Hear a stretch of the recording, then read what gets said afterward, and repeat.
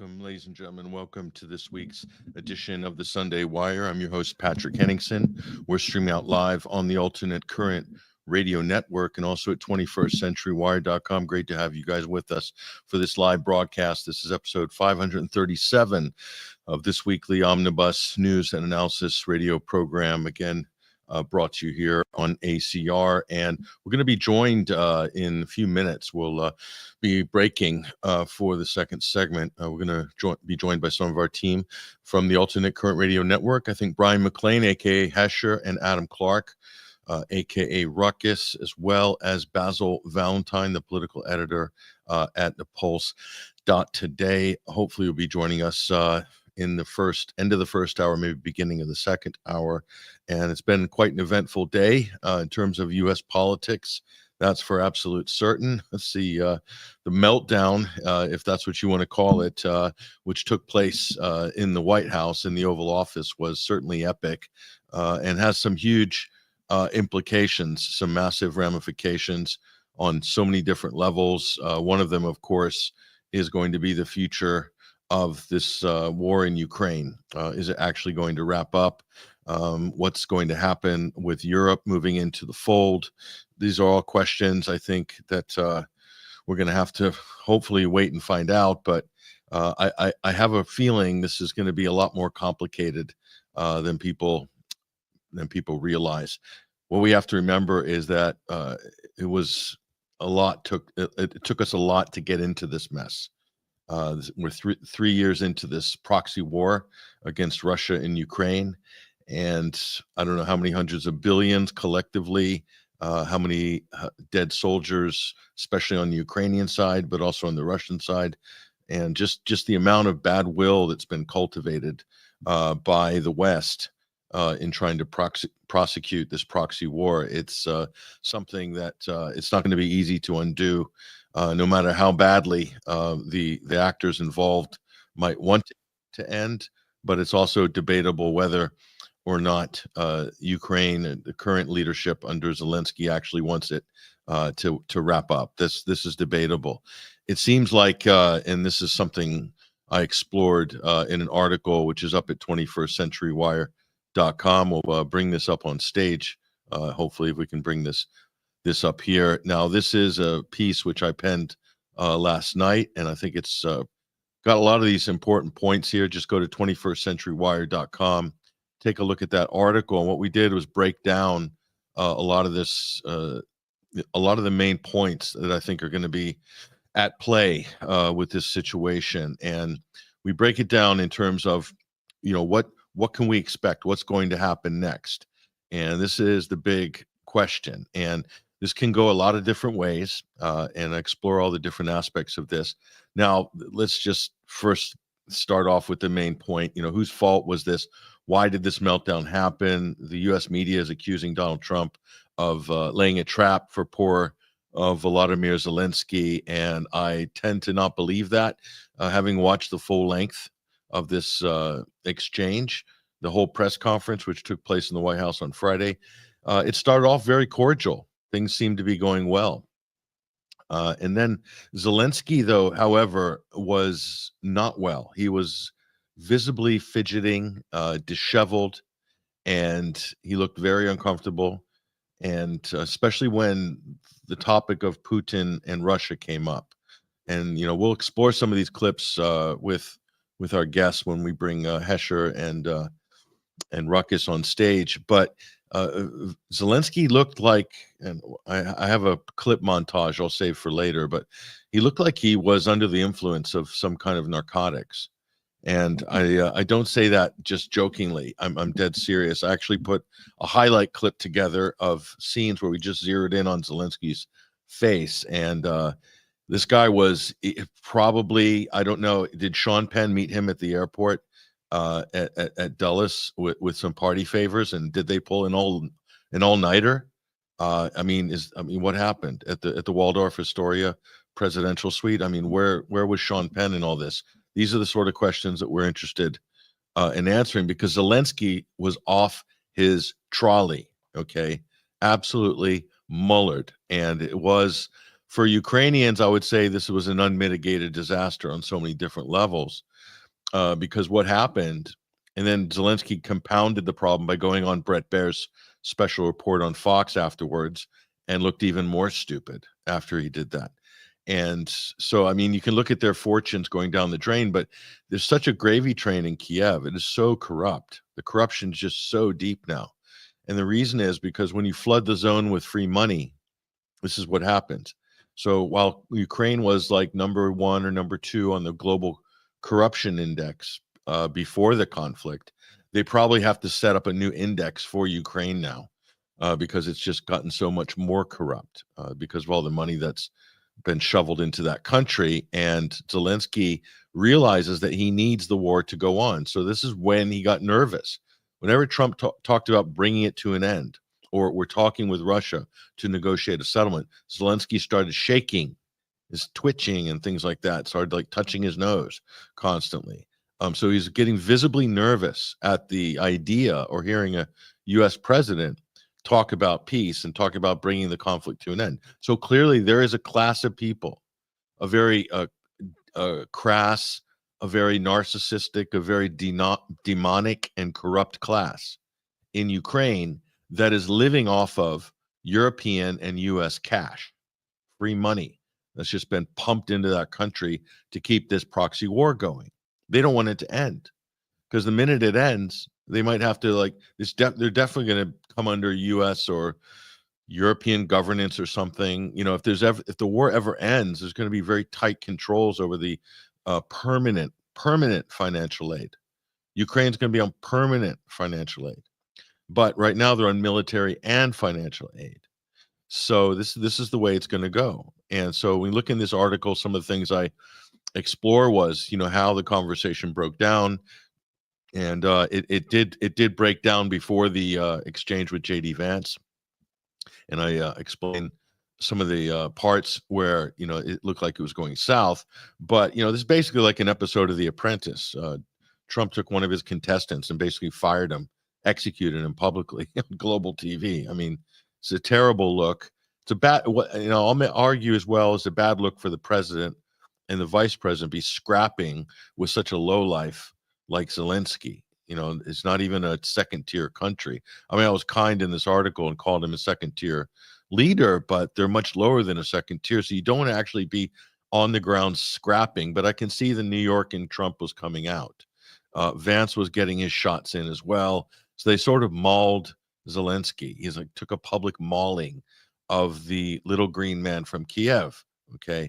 And that's not a good look for a US president. However, you could tell there's a lot of pent up frustration because this guy, his regime, and this whole situation is such a farce.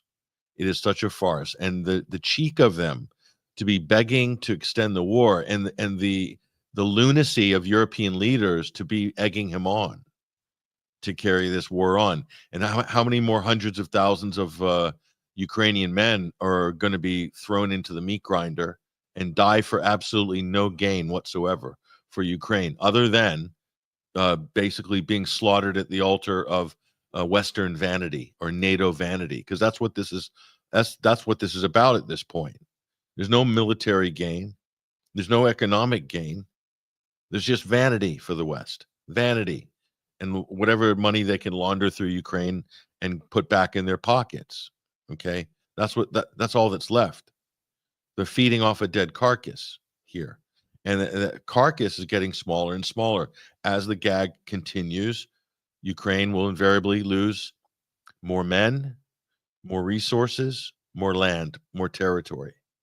And Russia is not going to stop until it gets what it wants, which is to secure its national security perimeter. Quite simply. Okay.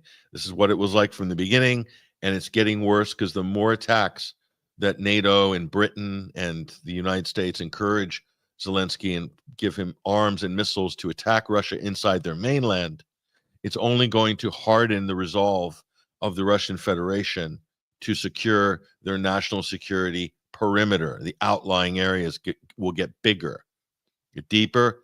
Follow me on this, ladies and gentlemen.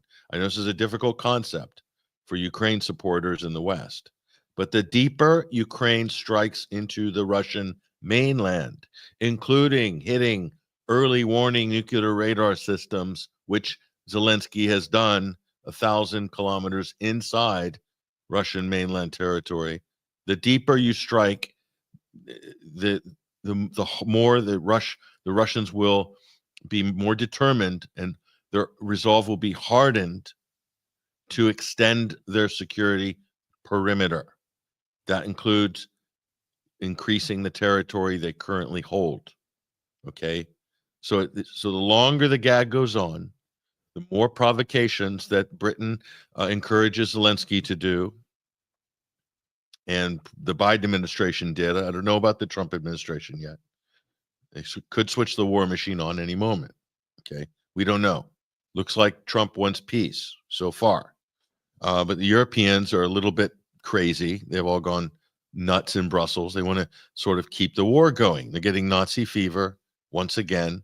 The Germans and in Brussels, they want to keep it going. You're only going to push the Russians harder, okay? And they're only going to react and respond in kind. And if history is your judge, a little word of advice to people in the West, okay? I said this a couple of times in the last week or so on various podcasts, that it's so funny when you speak to people in the West. You say, what are the most important battles of World War II? What are the main battles of World War II? And the Americans will raise their hands. It's D-Day, the Normandy landings, D-Day, yes, okay. Battle of the Bulge, yeah, General Patton, yep. Okay, the Battle of the Rhine, yeah, that was it. Turn the tide, that was the biggest thing. Nobody knows, acknowledges, or speaks about anything on the Eastern Front. And that, ladies and gentlemen, is a product of Cold War propaganda in the West, which is to erase and expunge anything that the Soviet Union did during, the Red Army did during the Second World War, to erase it, completely eviscerate it, block it from public view in the West, okay, and then minimize any of the losses incurred by the Russians, Soviets during the Second World War. Because we can't be running around in the West with the narrative that Russia incurred the most human losses, made the biggest sacrifice, and took out the biggest percentage of the Nazi war machine on the Eastern Front. The biggest battle in World War II was not D-Day, okay, not even close, okay.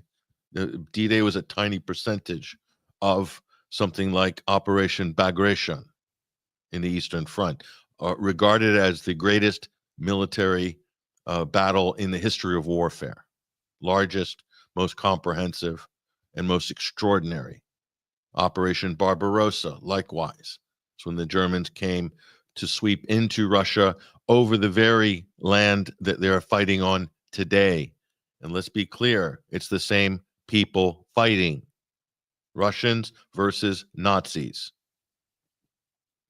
There might be slightly different insignias on the Ukrainian side, and the Europeans may have changed their flags in certain countries, but they are acting, talking, and behaving exactly like Nazis were in the Second World War, determined to push right up into the gut of Russia and to break the country into small pieces and basically topple the government in Moscow. This is the stated aims of the European Union, European leaders, okay, including Callis, as Basil Valentine says, callous by name, callous by nature, okay.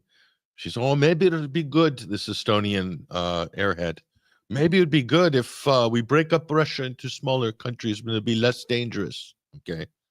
This Estonia is a beautiful little country in the Baltic, yeah, but it's about the size of a mid-range U.S. city, okay. So these are the people that are dictating foreign policy, that are trying to chart the destiny of this planet. These are the madmen and mad women in charge. Ursula von der Leyen, same thing. Leadership of Germany, very hawkish, and etc. Holland, Mark Rutte, new Secretary General of NATO, Dutch, totally off his nut, insane. Okay, these people are so divorced from reality. And the thing about the Europeans as well as the Americans. And when I say Americans, we have to own Joe Biden's role in all this. Okay, Americans and Trump supporters can't absolve their sins and say America's innocent just because there's a new president for 35 days. No. Okay. America and Europe's role in this is just so corrupt. Okay. And it continues to be corrupt. And the West, in its great determination to arm Ukraine to fight on, can't even find it within themselves to want to sacrifice any of their own men to defeat the Russians. If it's so important to defeat the Russians, why don't you send your own soldiers? Why did all the European countries just get together and fight that war with Putin, who's such an evil dictator, and his people, we're told, are fighting with shovels anyway, and on the brink of collapse? That's what they've been telling us for 3 years. Well, then send in the men, okay? Empty out your arsenals in Britain, in the Netherlands, in Germany, in France, in Sweden, in Finland, in Estonia, etc. Go ahead, invade Russia, or go into Ukraine, fight those Russians yourself, okay? Instead of watching and sitting back, sipping your mimosas at political receptions with canapes and champagne in Brussels, while 700,000 Ukrainian men get wiped off the face of the earth. For what? For what? To lose territory? To turn Ukraine into a dysfunctional rump state? Ukraine would have been fully intact had the United States not overthrown their government in 2014, because they were determined to push that country and use it as a battering ram to try to wreck Russia. And in the process, they wrecked Ukraine. They didn't wreck Russia. Russia's fine. Russia's going to survive. It's going to win this war, just like it won every other war on its doorstep in the past, in the modern era. Okay, it's going to be fine. They defeated Napoleon. They defeated the Kaiser. They defeated Hitler. And they defeated NATO. That's how this is going to be written. So why not draw a line under it now? Why keep the gag going? And we try to explore some of these points here in this article. So we want to encourage people to go and read that as well. So anyway, that's where things are at on that front. And yeah, it's absolutely regrettable. What a disaster in the White House. I've got some clips lined up, and we've got a lot of stuff to discuss. We're going to break down some of this when we bring the rest of our team down. But yeah, ladies and gentlemen, it's pretty incredible. It's a pretty incredible state of affairs that's unfolded here. And Zelensky is such a clown, such an absolute clown. This guy has really turned into the sideshow of sideshows. And meanwhile, Elon Musk is doing his Doge Act still. But you know, it's funny. Elon Musk is all of a sudden tweeting a lot about, you know, how the Ukraine war needs to come to an end. But this is the same Elon Musk. This is the same guy that boasted that he provided the backbone for the Ukrainian military's front line by giving them Starlink kit and satellite access. That he's running the front line for the Ukrainian armed forces. Elon Musk has boasted about that previously. It was Elon Musk who supplied the Nazi Azov battalion with Starlink kit in the Azovstal plant during the siege and holdout there in May of 2022 while they were using human shields. Okay. And he helped to allow them to exfiltrate Nazis. Okay. So we haven't heard too much substantive commentary from Musk on Ukraine, but he's hugely compromised because he's played such a huge role in the conflict, basically, at least initially. Now he's switched gears. Yes, he did turn off Starlink to prevent attacks on Crimea. So we give him some props for that. But then after that, he went and boasted how he is basically running the front line for the Ukrainian military after he did the supposedly switched it off to prevent the Ukrainians from attacking Crimea. in the Odessa, Mykolaiv, Crimea area. He's turned around not long after that to defend himself with accusations of being a Russian agent. He went over the top, overcompensated as he normally does, and boasted how he was the backbone. He was the backbone, he said, for the Ukrainian front lines. The front lines are a meat grinder, okay? Nothing to boast about, Elon. Nothing to brag about, nothing to be proud of there. There's no Slava Ukraini with these front lines. They're a death sentence to conscripts that end up there after being bundled into a back of a van or a fake ambulance. This is another tactic the Ukrainians use. They use ambulances and pull up at supermarkets, people's homes, crosswalks, and just grab men. And no one's sort of alarmed when they see an ambulance because they think they're just going about their business. But so Zelensky's guilty of war crimes even against his own people in his country, because that's a war crime.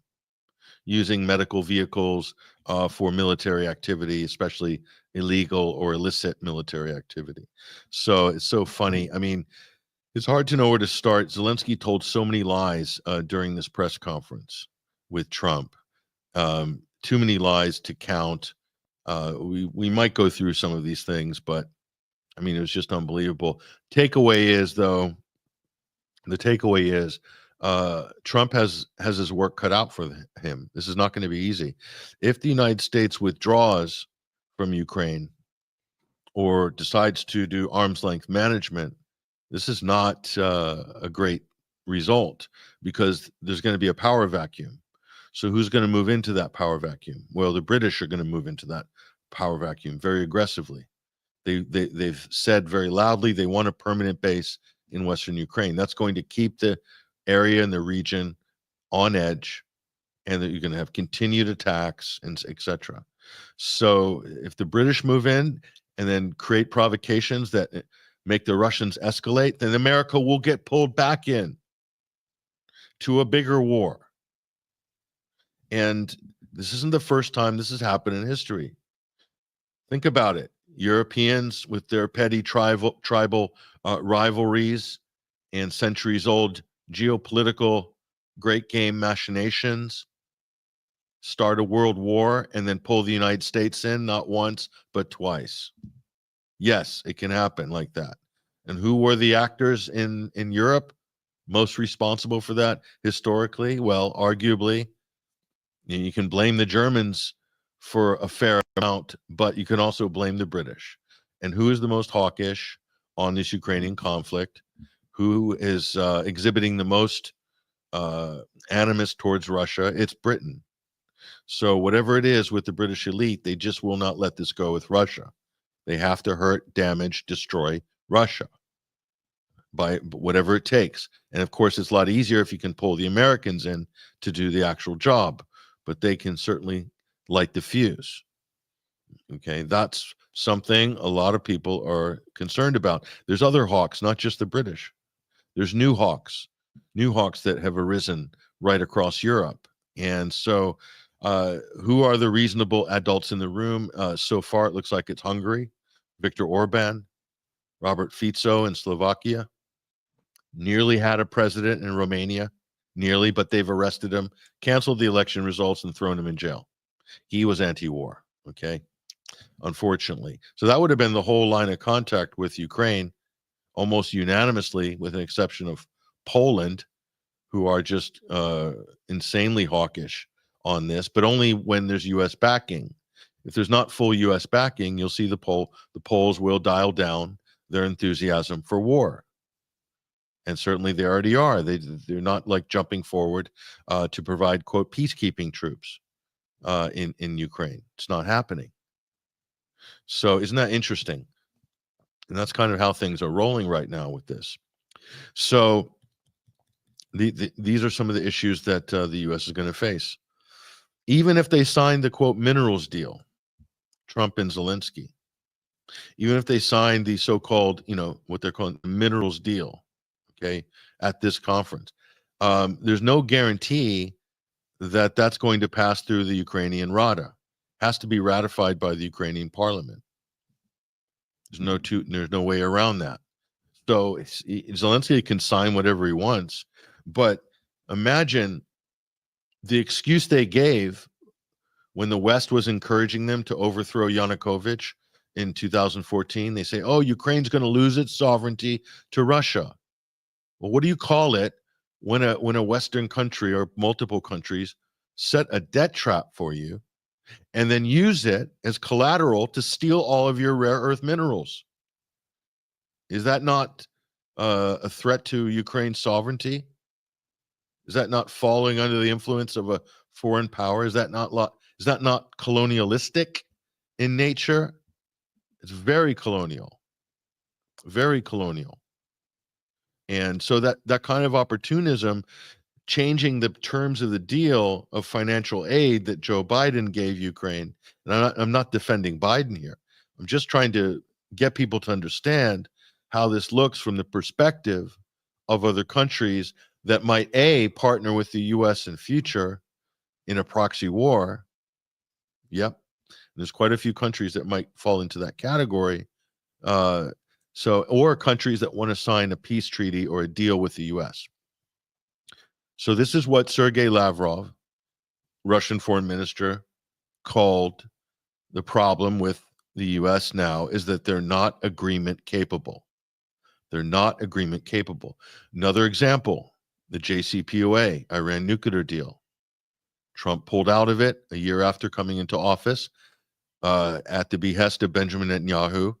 That was a deal that the U.S. worked like years on and had like many different countries involved in making that happen, including Russia, the P5+1 format. And it basically contained Iran with full international transparency. It was a great piece of, it's probably the most useful and only good thing Obama did while he was president. And then Trump came in with some pressure from the Israelis and just pulled the rug out from under it. Well, guess what? Who's going to come to the table with the U.S. to hammer out another nuclear deal? Nobody, because they know that whatever deal you sign with the U.S., it's going to be reversed or undone in 4 years potentially, because there's no more continuity in the U.S. The United States is no longer agreement capable. This is a problem. Russia knows this. So Russia's looking at this minerals deal play that Trump is attempting, and they're not liking it too much either, because it's just going to be more chaos. So the last thing you should be doing is preying on Ukraine, okay? Instead of limiting the damage, Trump is really only increasing the chance for more problems by trying to twist their arm and parlay Ukraine into a new predatory arrangement, okay? As if the last one wasn't bad enough. And by the way, Trump hasn't got the memo yet. Most of the, quote, rare earths, or as Trump calls them, raw earths, he's changed the term this week. It's no longer rare earths, it's raw earths, according to Trump. And he said it like 5 times as well, and like really kind of emphasized it. Raw earths. Most of the mineable and productive resources in that department are in the East, under Russian control. You're not going to get your hands on them, Donald, and neither is Zelensky. Do you trust the geological surveys of the Ukrainians, knowing how corrupt that country is? It's a lot more expensive. It's going to take them years, if not over a decade, to realize any sort of extraction, production, digging, as Trump calls it, to turn a profit on that. You're looking at 10 years. By that time, Trump's gone, the Republicans are gone, Zelensky is gone. You have new governments on every side. So it's a non-starter. A new Ukrainian president can come in and just cancel it. So this can't be the basis for peace. It can't be like, well, we'll get a deal, but we need to secure the loans or the lend-lease or, you know, the money that we've given Ukraine already. You just have to say goodbye to that money. You can make that back by promoting global peace and stability and seeing the market confidence increase. You'll make that money back. But I'm afraid it's a net loss. And trying to suck the remaining blood out of Ukraine, Donald, isn't necessarily going to be the best way to bring this thing to an end. I would argue it actually create potentially more problems inside and outside Ukraine than anything. Interesting idea. I don't know who gave it to you. It sounds like one of Jared Kushner's ideas over the dinner table, possibly, or on the back of a napkin. I'm not sure who gave you that one, Donald, but I don't think it's a good one. It's not good. What you should be doing is forcing Ukraine to the peace table. Maybe you can, after you get peace, then look on development deals or whatnot. But this idea of using Ukraine as a cash machine, which is what the Democrats did. This is what got us into this mess to begin with. Using Ukraine as an ATM machine for Uncle Sam, okay, bad idea. Democrats tried it already. The Bidens did it already, okay? And every other grifter in the Democrat donor class in the world of BlackRock. And George Soros did it before them. George Soros sucked all the blood out of Ukraine before Hunter Biden was even out of high school, okay? They've done it already.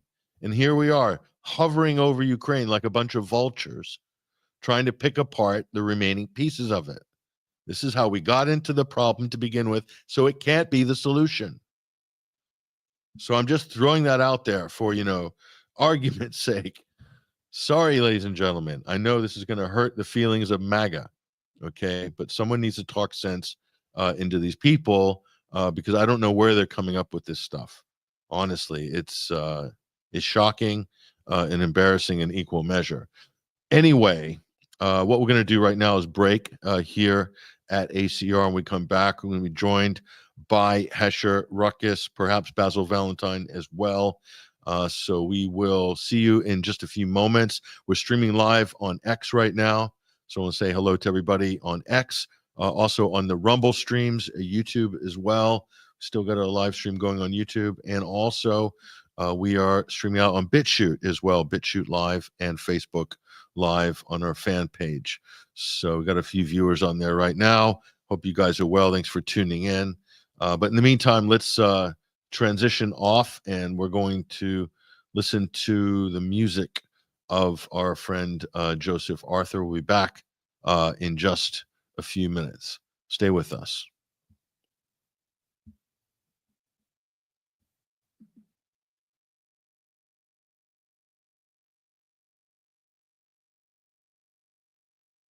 Brothers and sisters, we're being divided.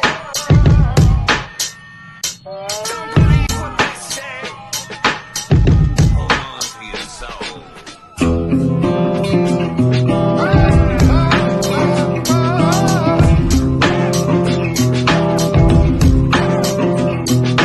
Everyone divided in an echo chamber hole, saying that the enemy doesn't have a soul. Listening to media, tell them what to think.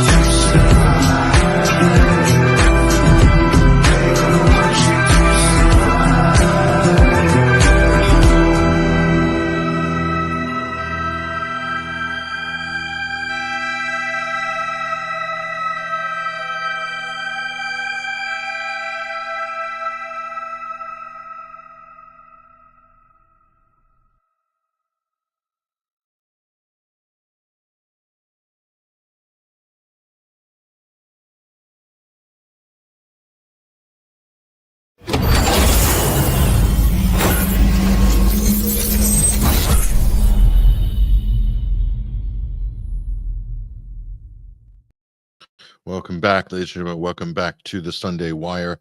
Again, I'm your host, Patrick Henningsen. We're streaming out live on X, YouTube, Rumble, BitChute, Facebook Live, as well as a number of audio streams and the Alternate Current Radio Network, 21stcenturywire.com. You can catch us on all of those platforms during and after the program.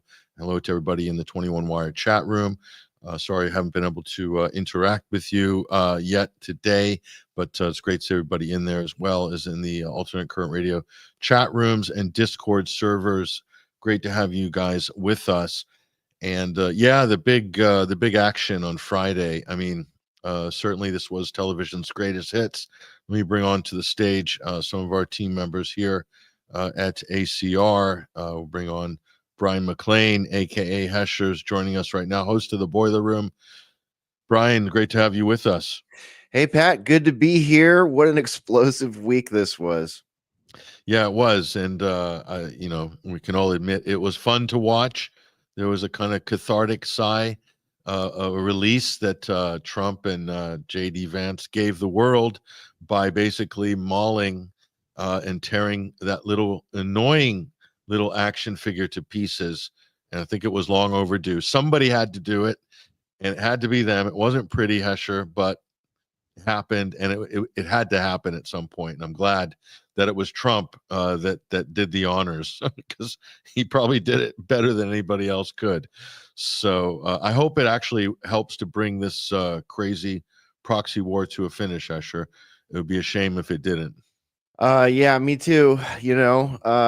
It needed to be said, and you just used that active word that you used in your article, cathartic. I was definitely writing the cathartic nature of it last night, because it's just like the public image, the PR machine that has built the sort of normie view of Zelensky has just been so awful. It's been so tedious to sit through and to watch people be swayed by it, and to cheer for this insane war, and to ignore all of the sort of snowball pushing downhill that John McCain and Lindsey Graham and the CIA and the Mossad and the deep state and who knows who else was all involved in making this happen.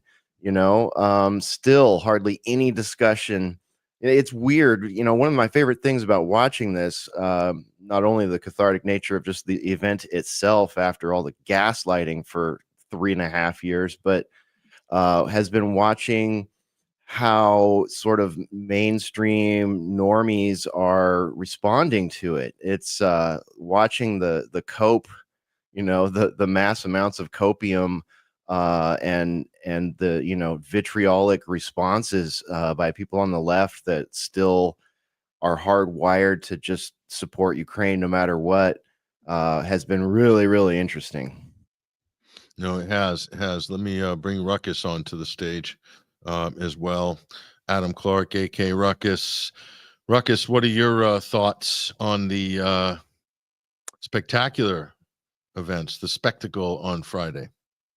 It was certainly a spectator sport of sorts. There was even, like, I believe he would show up in the camera every once in a while, but there was little Marco Rubio sitting at a desk.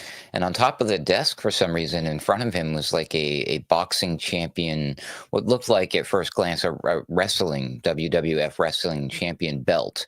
But they had a championship spectator sport belt from boxing just sitting there during this whole match, is what it ultimately felt like. And I don't know. I'm still on the fence. I saw a couple of it, but I guess I missed the very beginning part where the referee came out ahead of time and said, "Let's get it on." But it really did kind of feel like that. In retrospect, watching it a couple times now, I really felt like J.D. Vance kind of started it. Like everything was kind of going diplomatically and kind of well and just kind of usual and semi-boring. And then JD stepped in and kind of turned up the heat. And then like Trump kind of jumped in defense of all of that after Zelensky started spitting his nonsense. I haven't been able to confirm this yet. Maybe you gentlemen have seen this, but I guess he cursed under his breath in a hot mic. Zelensky said some bad words in Ukrainian or in Russian. I can't remember, one of the two. And yeah, apparently just said some not very nice things. And of course, some of the media made it look like he stormed off and just left the White House like, I'm never coming back or whatever. But he ran to go nurse his wounds with Starmer in the UK. I guess that's where he's meeting with him now, who's happy to send troops. From what I understand, the UK is ready to send troops, and we're doing this pullback. But I was mildly hopeful during the thing, because for once it made me feel like the whole thing might be real, because I myself have sat in on some of these uncomfortable corporate meeting style events where the boss is not happy. And I gotta say, if that was scripted, it was scripted quite well. But then again, this is the guy who did The Apprentice, as far as Trump is concerned. And Zelensky has certainly been, boning up on his acting skills since he moved from comedian to drama actor as president of Ukraine. So I don't know. The whole thing could be an act, or it could just be real. But either way, they're getting better at it, Patrick. No, I think I don't think it was scripted. I think it happened. I think what happened is there's clearly a lot of pent up aggression on the U.S. side against Zelensky, and they're like, basically, we don't know what was said over the phone in the previous weeks, and the Trump administration could have been like, we're just tired of this little clown and the games that they're playing with us. So under Biden, they could do no wrong, get whatever they want, and the U.S. would give them whatever they want, and Ukraine never had to show anything for it. They was just like anything for Zelensky in Ukraine. And so it's probably frustrating for the new administration to be interfacing with, a complete cauldron of corruption. Let's just face it. This is what Kiev has become. And so you could see that what was coming out with Vance was quite aggressive, but he was sharing that frustration. I think that a lot of Americans have, a lot of people around the world have, that have seen this conflict for what it truly is from the beginning, but have been gaslit by this tsunami of constant propaganda that's been raising this actor up as he's some sort of model for democracy. But the part where it actually broke down was when Trump was saying, and we're giving you this, as I said many times, this war would have been over if I was president, would have never have happened. But we gave you a lot of great equipment, and your soldiers have been very brave, but you need people to use that equipment. And that was when Zelensky snapped, because that was Trump's way of saying, you're running out of soldiers, basically. And then he said, but we're giving you great equipment. Quickly back to the equipment. So that's when Zelensky got triggered. So it was, and then things started to deteriorate from there. But I'll bring up the exchange. This is the part where like it started getting rough. So I watched the whole thing, and it's actually interesting to watch it build up from the beginning. But and so I'm going to take this off of Judge Napolitano's YouTube channel. So excuse if there's any pop-up ads, folks. We'll try our best to, deal with those as and when. But this is when things got. Watch Zelensky too, because he is just so, his body language is so indicative of everything on this. But let me see if I can bring this in the frame or not. Here we go. Talk about Odessa, but a lot of cities have been destroyed. A lot of cities that are not recognizable. There's not a building standing. No. And a lot of things. Mr. President, you have to come and to look. No. We have very good cities. Yes, a lot of things have been destroyed, but mostly cities alive, and people work, and children go to school. Sometimes it's very difficult. Sometimes closer to front line, children have to go to underground schools or online, but we live. Ukraine is fighting and Ukraine lives. This is very important. And maybe it's Putin is sharing this information that he destroyed us. He lost 700,000 people, 700,000 soldiers. He lost everything. Yes. So, Mr. President, one more. Can't hear you, man. So Zelensky's just making stuff up. He's making up facts. He's saying Russia's lost 700,000 men. Ukraine hasn't lost any men. And he goes on to say that Putin's kidnapped 20,000 Ukrainian children and etc. Said that Putin wasn't giving back the prisoners in the prisoner exchanges in 2019. That didn't happen either. So I think he's just been used to basically saying whatever he wants, whenever he wants about anything.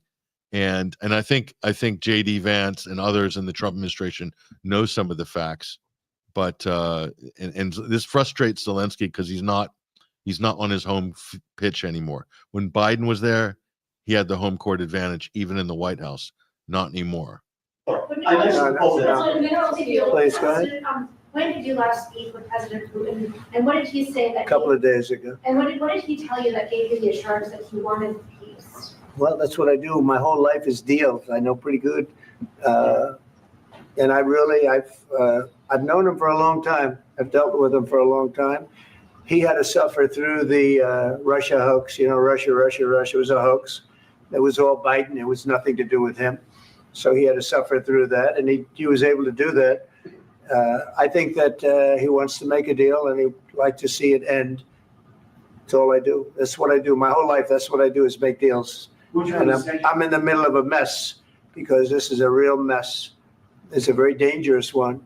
If this doesn't get solved now, it's not going to get solved for a long time. So I hope we're going to get it solved. In the back, please. Thank you, Mr. President. Prime Minister Starmer claims repeatedly that his government believes in free speech and was not engaged in censorship. But his country's government arrests people for memes and thought crimes, and even more worrisome is pressuring. So they're going on about Starmer and stuff there, and Vance comes in a little bit later here. It affects also, but for the and then things are sort of here. This is the part where I think Vance engages. But I mean, what are your guys' thoughts on that? Just in general so far. Trump always manages to make it about himself. I just wanted to point that out real quick. He always brings himself up in analogies. Obama brought you sheets. I brought you javelins. I love that one. Obama brought you sheets. We brought you javelins. Some great lines in there. I was cracking up. But, overall, I think that Trump is being very clear that what he really wants to see is peace. I don't know if you saw him when he was about to get on Air Force One to head to Florida. I saw a clip from that last night before I crashed out. And, it's funny because the reporters, a lot of them will just keep asking, well, what about this? And what about that? And all these what ifs and, all these ancillary things. And he just sticks to the message. And the message is, I want the bullets to stop. I want a ceasefire now. I mean, it was kind of another cathartic moment last night to see the president of the United States sit there and say something that is the primary verse and title to one of our favorite Joseph Arthur songs. I was like, okay, I really appreciated that. It's like, he's like, even if we're going to do a deal, right? Like if we're going to sign a mineral deal and then a subsequent peace deal, why can't we have a ceasefire right now? And, and the reporter asked him, what does Zelensky need to do to be invited back? And he said, he needs to tell me he wants the fighting to stop. That's all he needs to do. And they're like, well, he wants to call and come back right now. And he's like, I'm busy, total in CEO style. It's like, I'm busy. I'm on my way to Florida. But, I think we all know Zelensky's not going to say that. I don't think and I think the Trump team knows now too, that Zelensky's not going to say that. And I think the European leaders know that, for whatever reason, whoever's handling this guy, if someone is indeed still handling, maybe he's just a dog off the chain at this point. I don't know. I would assume that there are battling management teams right now that he's having to deal with in his snowblind haze. So, to me, I'm with Trump on this. We would like to see a ceasefire now. I want to see a ceasefire now everywhere where there's fighting. So, that was my takeaway, and I didn't really walk away with that until after I saw the interview before he boarded Air Force One. Yeah, here's where Zelensky said we can't have a ceasefire with Putin. We can't change our attitude with the Russians. It was right after a reporter basically trolled him for not wearing a suit. I don't know if you guys caught that part. Oh yeah, that was Brian Glenn from Real America's Voice. That was also another highlight of it. I know you mentioned it in your write up there. That was like, man, can you imagine being in that room and being like, okay, I got one, maybe two questions. Is it going to be the one about how you dress? You know, I was impressed that he like used his moment to throw that down in front of the whole world, you know, and the way that he said it, just to paraphrase, was like, you know, some Americans might think it's a little disrespectful to come into, you know, the American White House, you know, in your trainers. Yeah, this is the costume. And so Zelensky's tried to spin it back and saying that wearing a suit is a costume. Yeah. That he's a real man wearing his war outfit. So here's that part. War, and that would not have been a good situation. What was your second And question? my second question for President Zelensky, why don't you wear a suit? You're at the highest, why don't you wear a suit? You're the highest level in this country's office, and you refuse to wear a suit. Just want to see people, do you own a suit? Yeah, problems. A lot of Americans have problems with you not Really? respecting I the don't have dignity of this such- office. I will wear a costume after this war will finish. Okay. Yes, maybe one. Maybe something like this. something like Yes, yours. sir. Yes. That'd be great. Maybe something better. I don't know. We will see. Maybe something cheaper. Yeah. Thank you. Thank you. President Thank Trump. you. Thank you, President Trump. You said yesterday that you. Are you going to send more arms to Ukraine in case there's no peace? Yeah, we're going to have arms to Ukraine. Yeah, sure. Hopefully, I won't have to send very much because hopefully we're going to have it finished. We're looking forward to finishing this quickly. We're not looking forward to sending a lot of arms. We're looking forward to getting the war finished so we can do other things. But we very much appreciate the agreement because we needed what they had, and we're treating, you know, our country is now treated fairly. Biden didn't do that. He didn't know what the hell he was doing. This should have never happened. This should have never started. But, you know, sure, the answer is yes, but hopefully we won't have to send much because I'm looking forward to getting it done quickly. Very. So basically, that's when Zelensky just felt so violated, I think, after being treated like the little prince for 3 years. And then basically to just be getting trashed by the press, trashed by Trump. Vance was laying into him. I mean, so he must have been seething, Zelensky. It's like, what happened? I had the world in my hands, and all of a sudden, I've lost it all. It must have been devastating for him. Yeah, it's like he showed up to the prom and his date wasn't there or something. I mean, you know, he's been so used to coming here, and I mean, how is everybody squaring this up? I mean, for us and people that, you know, regularly watch what we do, I think, you know, there's sort of you know, a Venn diagram of things that we agree on, you know, for people that are geopolitically literate. But you know, the more people I see respond to it, you know, that I know are, you know, geopolitically illiterate or, you know, just not in it, you know, it's really interesting to watch them try to deal with the cognitive dissonance of this, because what they've seen for the last 3.5 years is just the entire political system, both sides and pretty much all sides of the media, tell them that this is right, this is just, and that, you know, the context is, you know, X, Y, and Z, when really the context is this big giant omnibus, and, you know, not a lot of people have read that omnibus. So it's been really interesting to watch people try to figure this out or to rail against it. Watching people try to rail against it has been interesting. For example, last night, Saturday Night Live they did their cold open on recreating that scene there, and it was just like they can't figure out how to make it funny. It's not funny. They're sitting there trying to frame JD Vance as a homosexual after all their, you know, sort of left-leaning, like, you know, pro woke sort of stance. Now they're you know, sort of almost trying to cast that as some sort of pejorative sexual stance on someone who's the vice president. You know, it's just really weird and creepy. And then the other thing, before I watched it, this might be noteworthy. Before I watched the full meeting, I watched a short clip from CBS.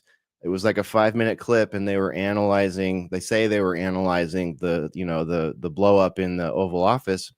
And I wish I could remember the name of the anchor so I could put them on blast here. But the two CBS anchors, they rolled the interview in the background as B-roll. They did a 5-minute analysis of it, and they did not play one bit of audio from it. They just rolled the video in the background, you know, the finger pointing and the tense looks, but they didn't play any of the audio.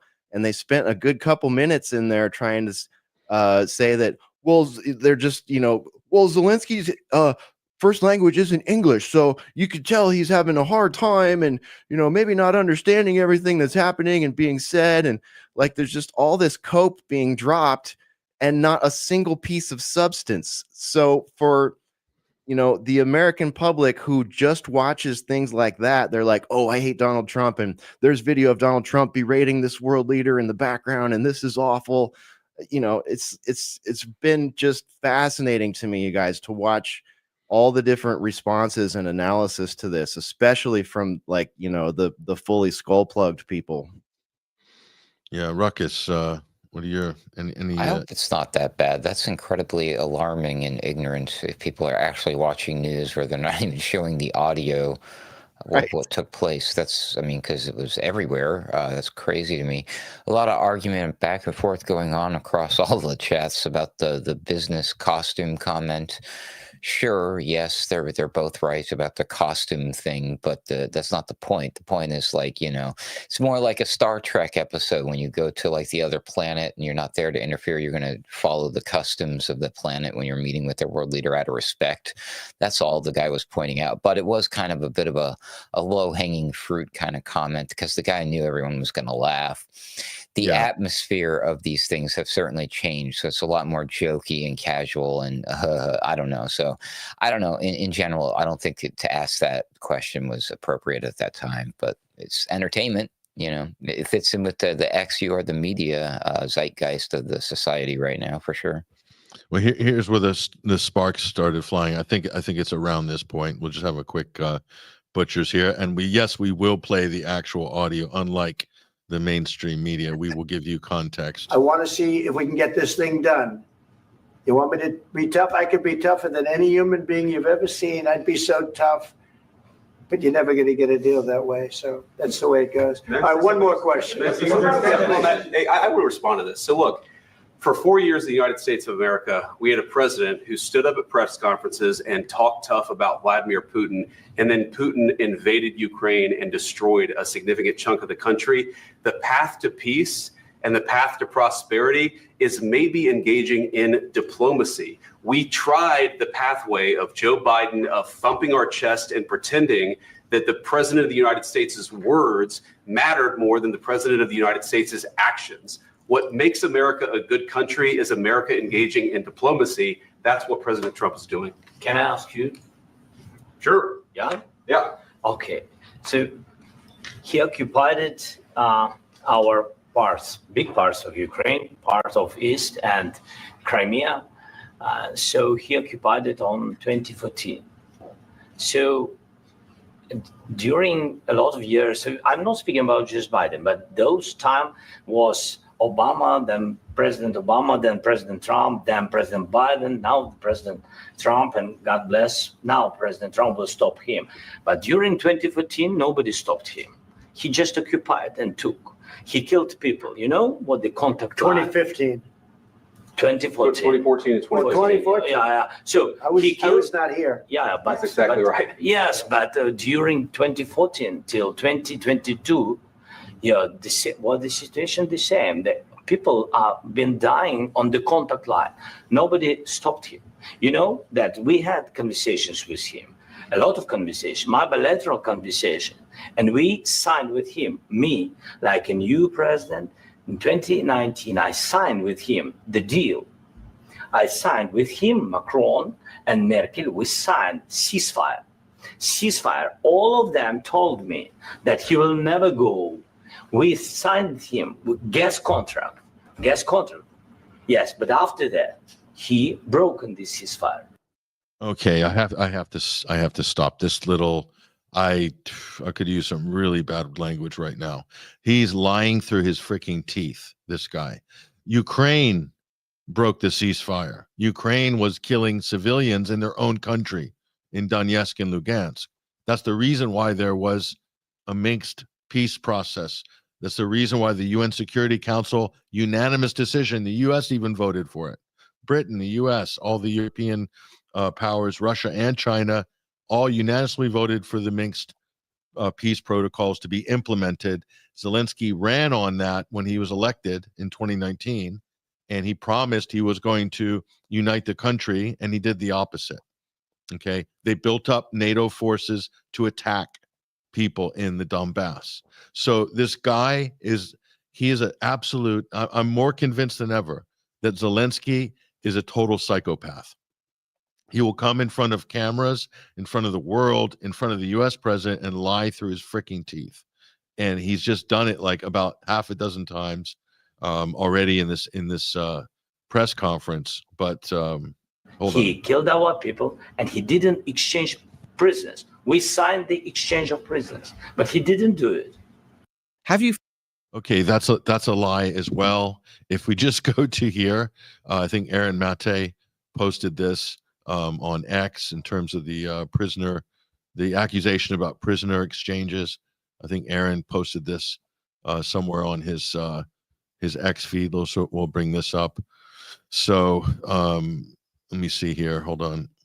So basically, yeah. So he said prisoner exchanges. Whatever Zelensky's talking about there, it is absolutely false. There's the facts.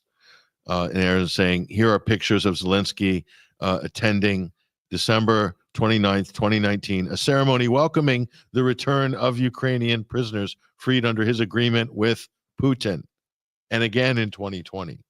So this guy is the balls of this guy is unbelievable. He must have been completely off his nut to be able to talk like this.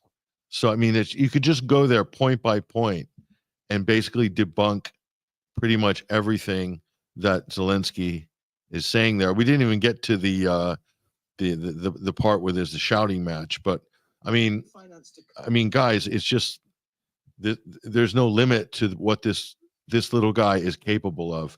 To think that he could be in any negotiations for anything at this point, I just find it impossible to even comprehend that.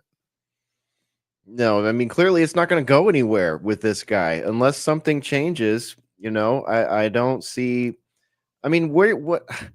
So, okay, here's the other thing I'm curious about you guys' take on. I thought it was interesting that Trump said between the two videos I watched of him talking about this, that one that we're talking about and the one in front of Air Force One, he said a number of times, if they don't take the deal, we're backing out 100% and they can fight it out, you know?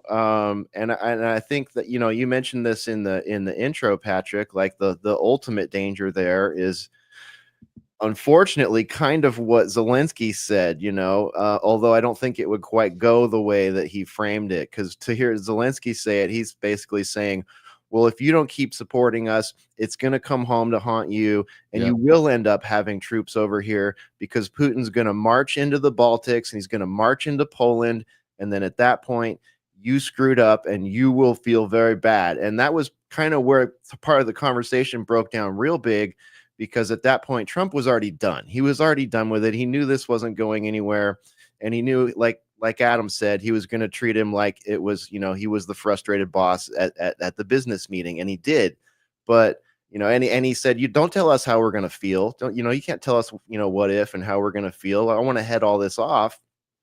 But it's like, if America does take that tactic that Trump mentioned several times, do you think, like, is there any chance that could happen? I mean, what do you think the chances are that, like, it would go down in that direction, because I don't see Putin invading Poland or invading the Baltics. You know what I mean? What I would see, the way I would see that happening more likely would be we back out, Europe steps in and keeps funding it, and then there's more shady, dodgy stuff happening, you know, like you were talking about earlier with the drones and missiles firing well into Moscow, and then that turning into something bigger, probably with some false flags to try to hold up, you know, that facade of, you know, dictator Putin just crushing through Europe. But I mean, is there a scenario where when America just backs off and says, fine, you guys deal with it then, where things go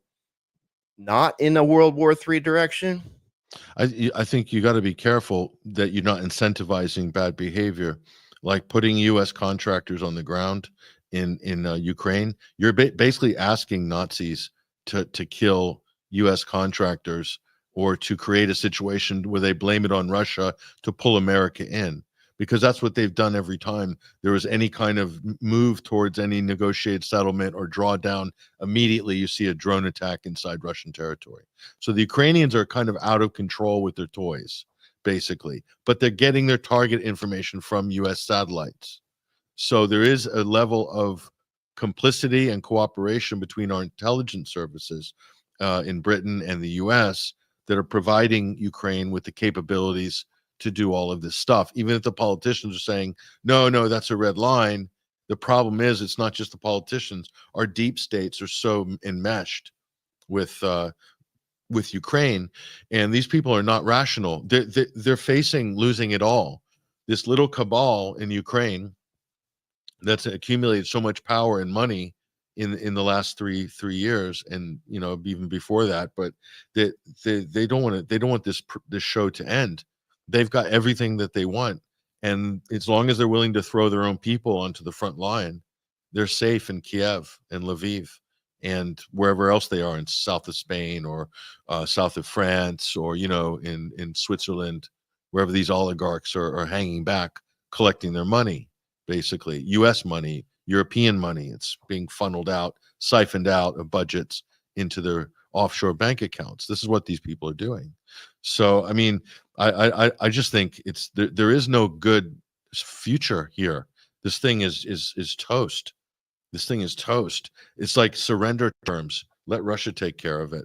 I mean, that's that. But the problem is the Europeans could very well do something that will bait Russia to hit missiles into Poland to basically, you know, level an air base where the attacks are originating from.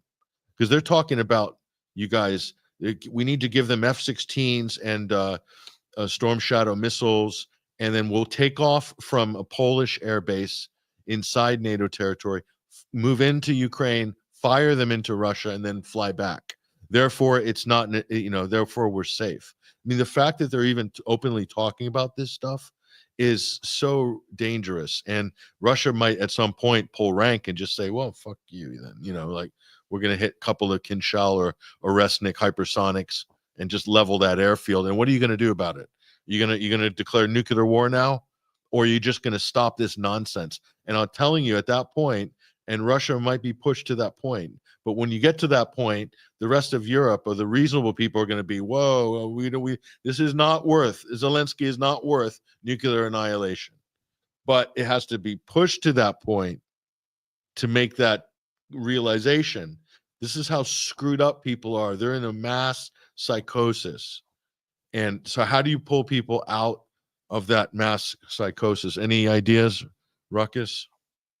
No clue, because yeah, it doesn't look good. I mean, no matter what, somebody somewhere is going to try to continue to provoke Russia. And if that's the ultimate goal, if they just really want somebody to lose their mind and push one of the shiny red buttons and do the damn thing, why don't they just do it?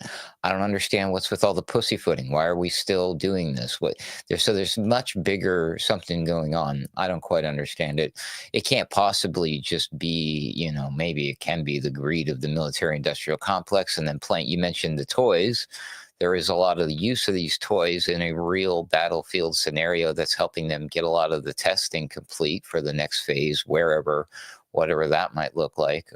We have people like, what was his name, Palmer Luckey from Anduril getting a big, nice, juicy contract with the military for drones and VR headsets and all sorts of fun stuff. So, I mean, there's a lot of money still involved in war, but if the ultimate goal was to just start shit with Russia, they would make it happen already at this point. So I don't understand what the back and forth is about.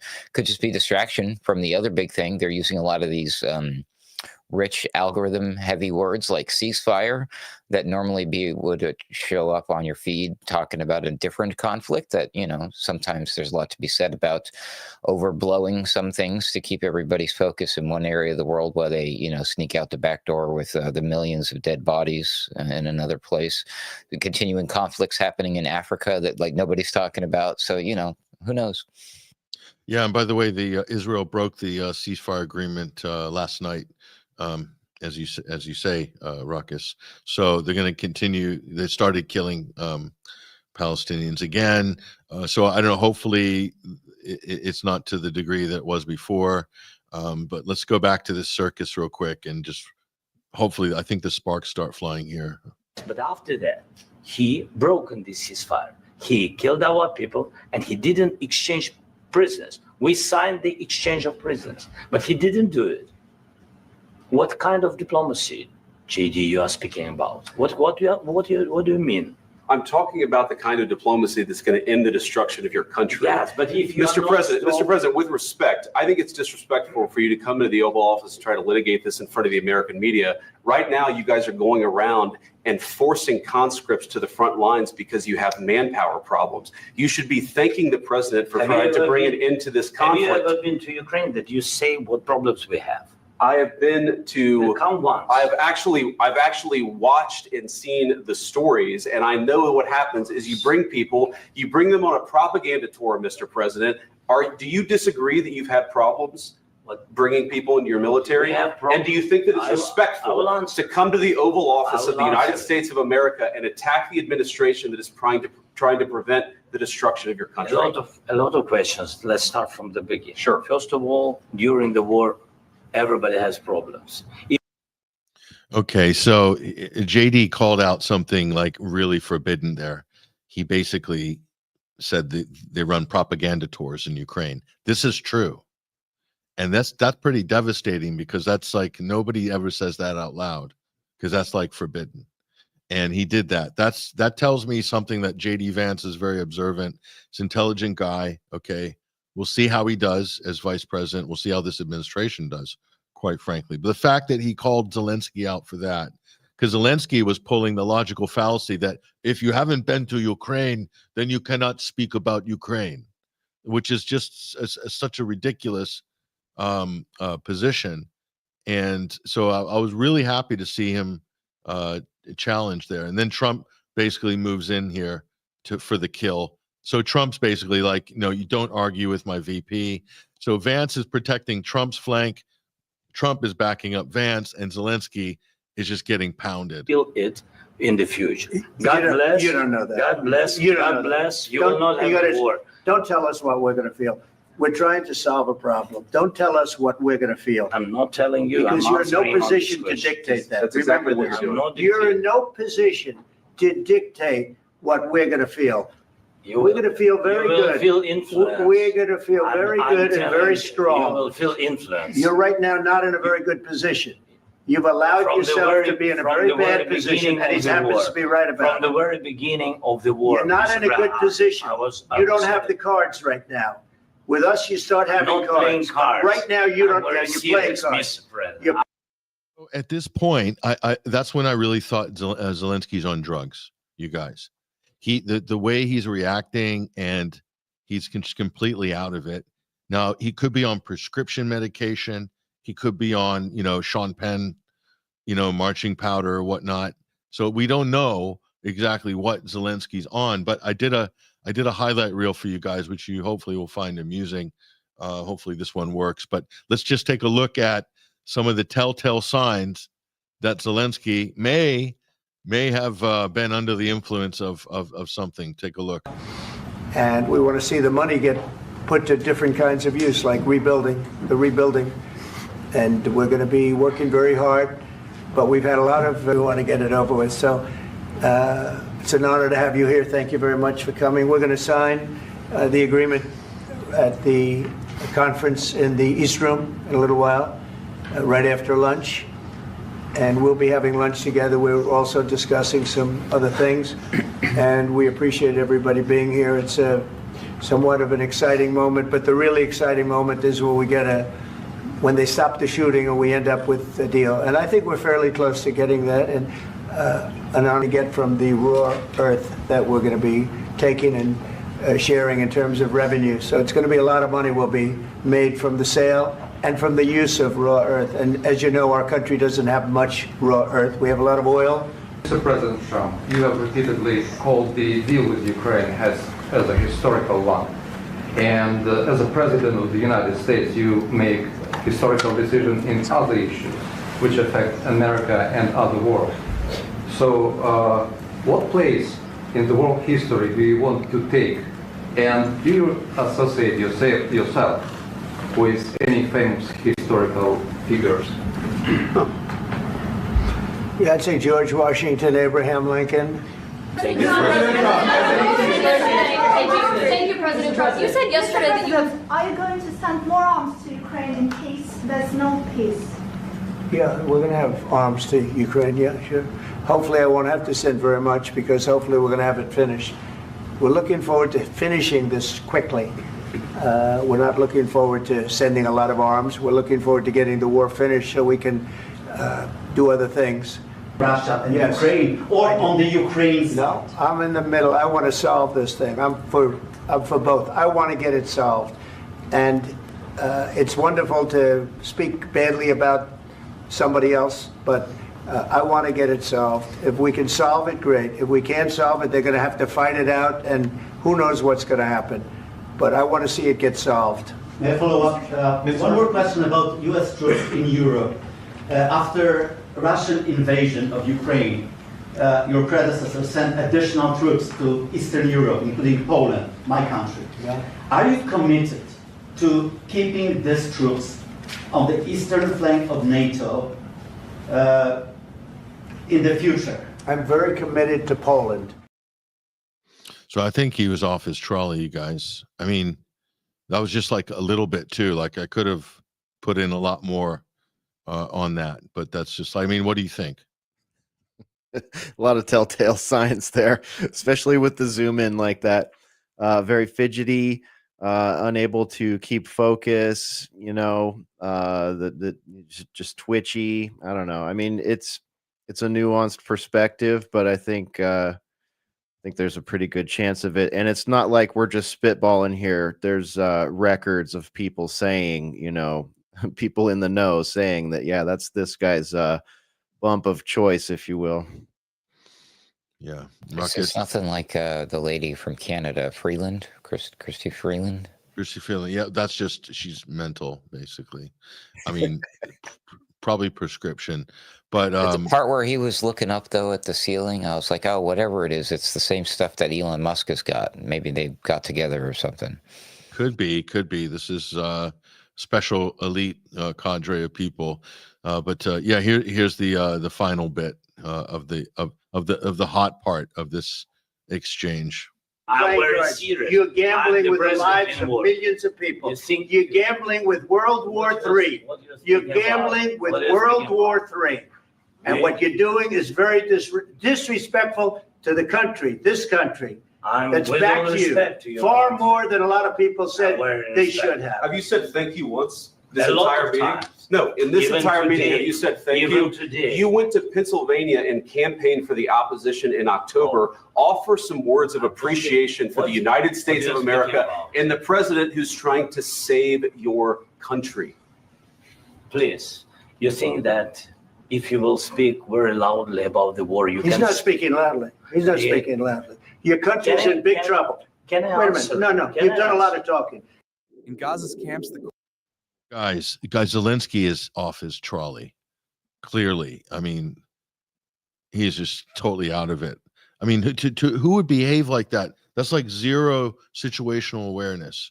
He's like, doesn't know where he is, who he's with, who's watching, and he's interrupting Trump. I mean, I don't know Trump. I've never spent time with Trump, but I know if I'm sitting in a room with Trump, I don't interrupt him. He talks, and especially if it's in the White House, you are literally there as an ornament, and you will speak after spoken to. Period. End of story. I don't care who it is. There's nobody on the planet that could violate that rule. And this little 5'4" pint-sized action figure comes in there and does exactly that, and way worse, interrupting him constantly, telling, "Oh no, you can't talk like that. You're wrong. No." And he's like, I'm like, this is a nightmare. His aides, he came with a huge entourage. He came with a bus full of people, right? And they were literally in tears. You could see one of his main chief aide is a woman who travels with him everywhere, and she was like this the whole time. She was like, fuck, watching her world flash before her eyes. I mean, this guy, he must have been like flying on like Sean Penn special, Cartagena special. I mean, it's the only explanation. So yeah, it's snowblind, off the rails on a crazy train, and it's like I'm not surprised at anything he said. I expect him to come there with his hand out, asking for more money, asking for more guarantees, asking for F-16s, asking for Javelin. Yes, buckets of cash, sure. I mean, this has worked for him every time he's came here. But at this point, like, to come here and we want to see the money get. Read the room. That's all right. Read the room, dude. It's like, the new administration is in, and the new administration has pulled the majority of the MAGA contingent off of Ukraine support, which is sort of hilarious because a bunch of those people, maybe a majority of those people, were on the train of Ukraine support until recently. So it just goes to show how they follow the bouncing ball of the MAGA Overton window, right? Like, where were you guys 2 years ago? Oh, you were taking a knee. You had flags on your, you had yellow and blue flags on your social media. But now it's okay to look at it with a critical eye. And he failed to realize that when he stepped into that room, or he was too blasted out of his brain to hold his rounds. He should have saved. If he wanted to do that, Zelensky, I'm talking to you directly right now. If you wanted to come to the United States and continue to push for this absurdity, you probably shouldn't have done it on camera in the Oval Office in front of the world. You could have gone to lunch. You could have sat there and nod, smiled, and agree, then gone to lunch, had a wonderful lunch, I'm guessing, and then gone to the East Wing, and then spit all this crazy garbage. Then maybe you could have had a business deal, and then maybe your little ego wouldn't have been hurt, and people wouldn't be making memes of you as like a mini me sitting in the chair right there. So, and I don't think that this was a setup at all. I think that Trump and Vance just realized that this guy's not going to negotiate. He's still sitting here using CIA talking points that are 3 years old now and have dried up. They're no longer good. They're no longer viable talking points to the MAGA contingent. Yeah. Ruckus, anything to add there? Maybe he's just completely AWOL. He's just doing his own thing. Like, he's completely off the script, off the beaten path. It's like somebody where did he go? Wait, he's in America doing what? How did this happen? So who knows? It will be very interesting. Maybe the whole thing ultimately just means that he's going to go away soon. That's what I'm guessing.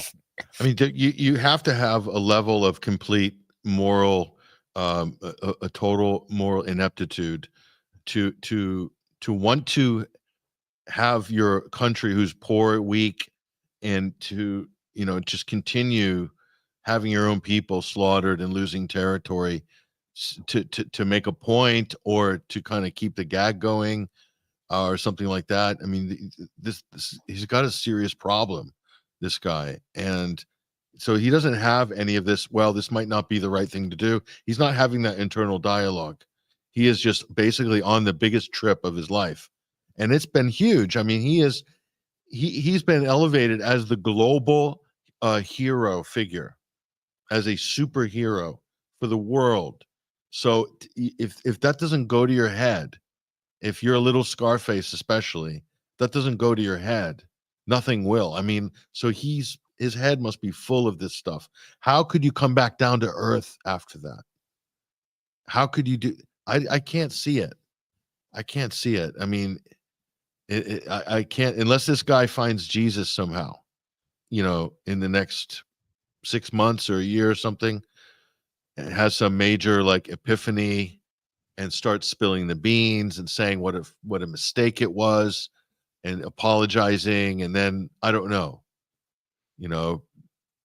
Man, he's an actor. Let's not forget, this guy is an actor, and he's now the highest paid actor in the world. He's made more money than Sean Penn and all these other people. You know what I mean? Like, and he's got rock star status, political rock star status, at least in his own head. And if he really is,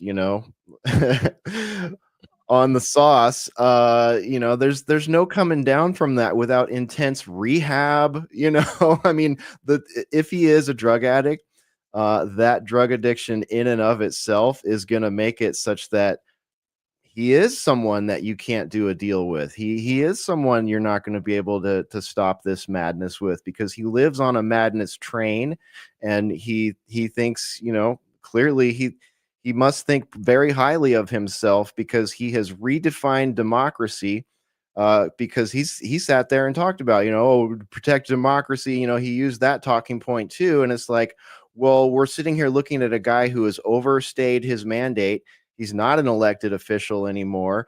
He's closed down the churches, the Orthodox churches. He's jailed, harassed, tortured, and murdered journalists.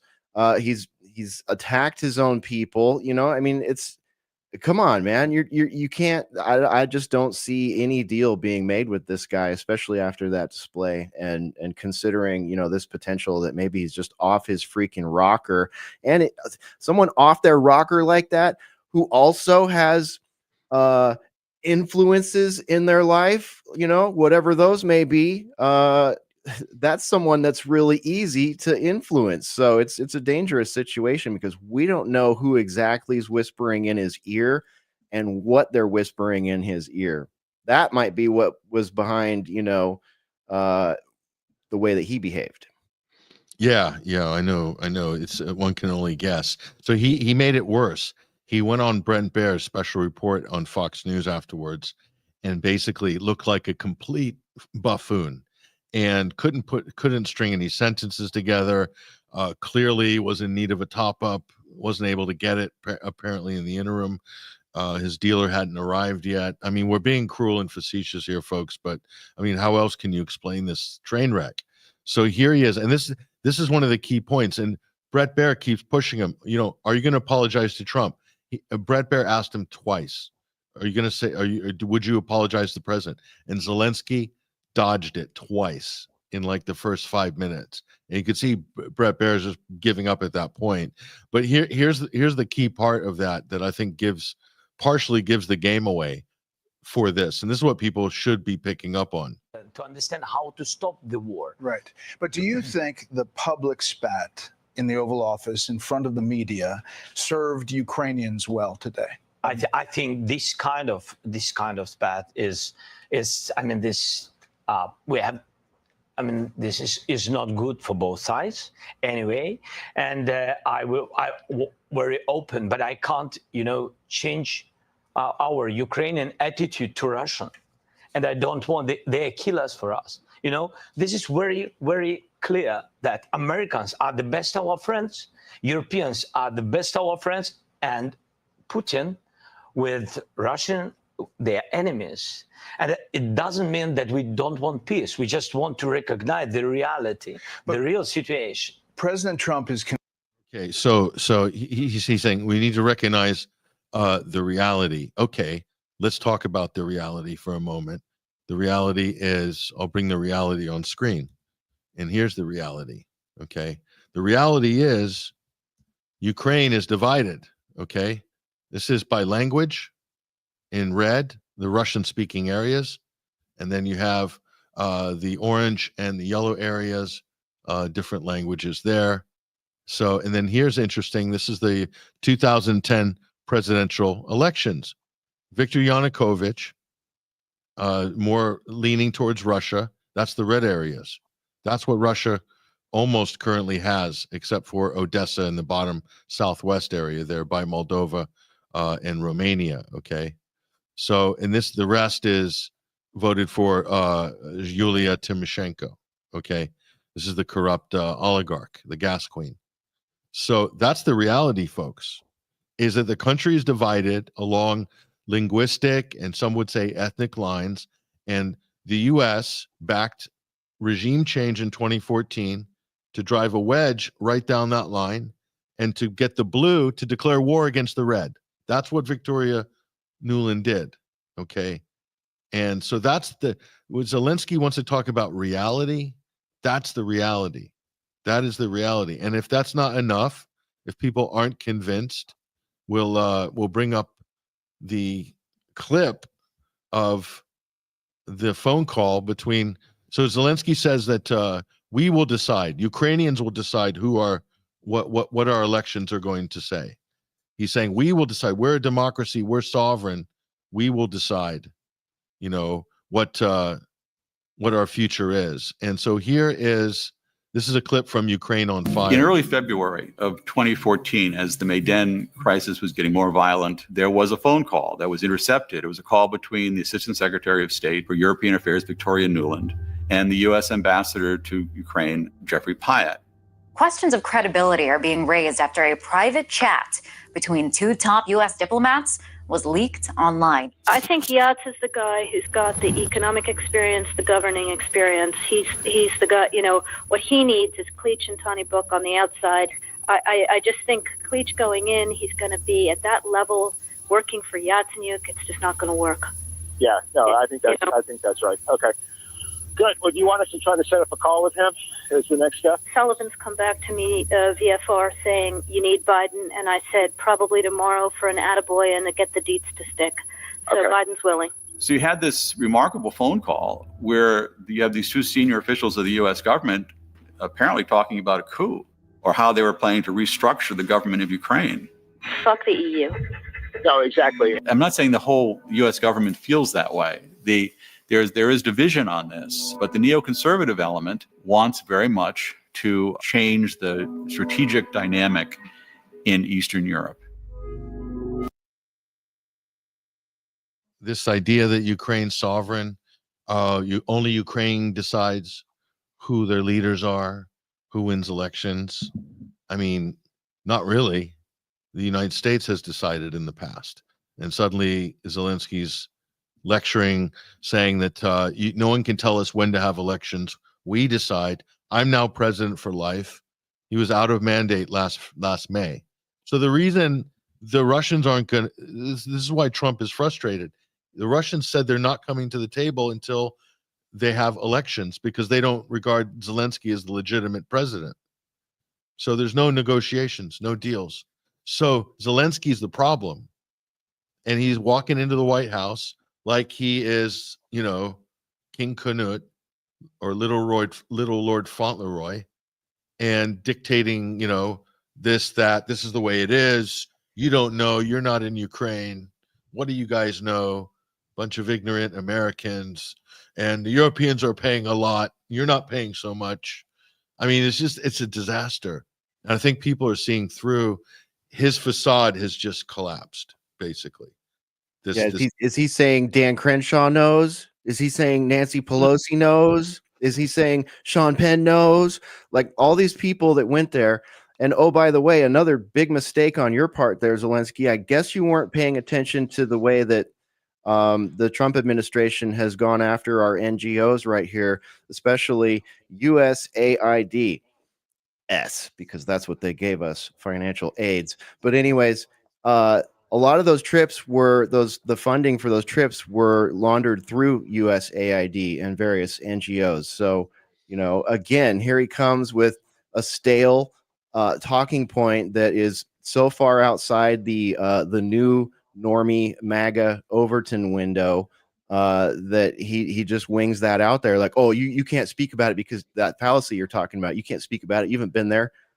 what are you going to see when you go there? We already know what you're going to see when you go there. If you go to Kiev and you're just unleashed in the city, you're going to see a normal city. Everything's going to be pretty much just fine. There'll be people going out to nightclubs and concerts and going to work and all that stuff.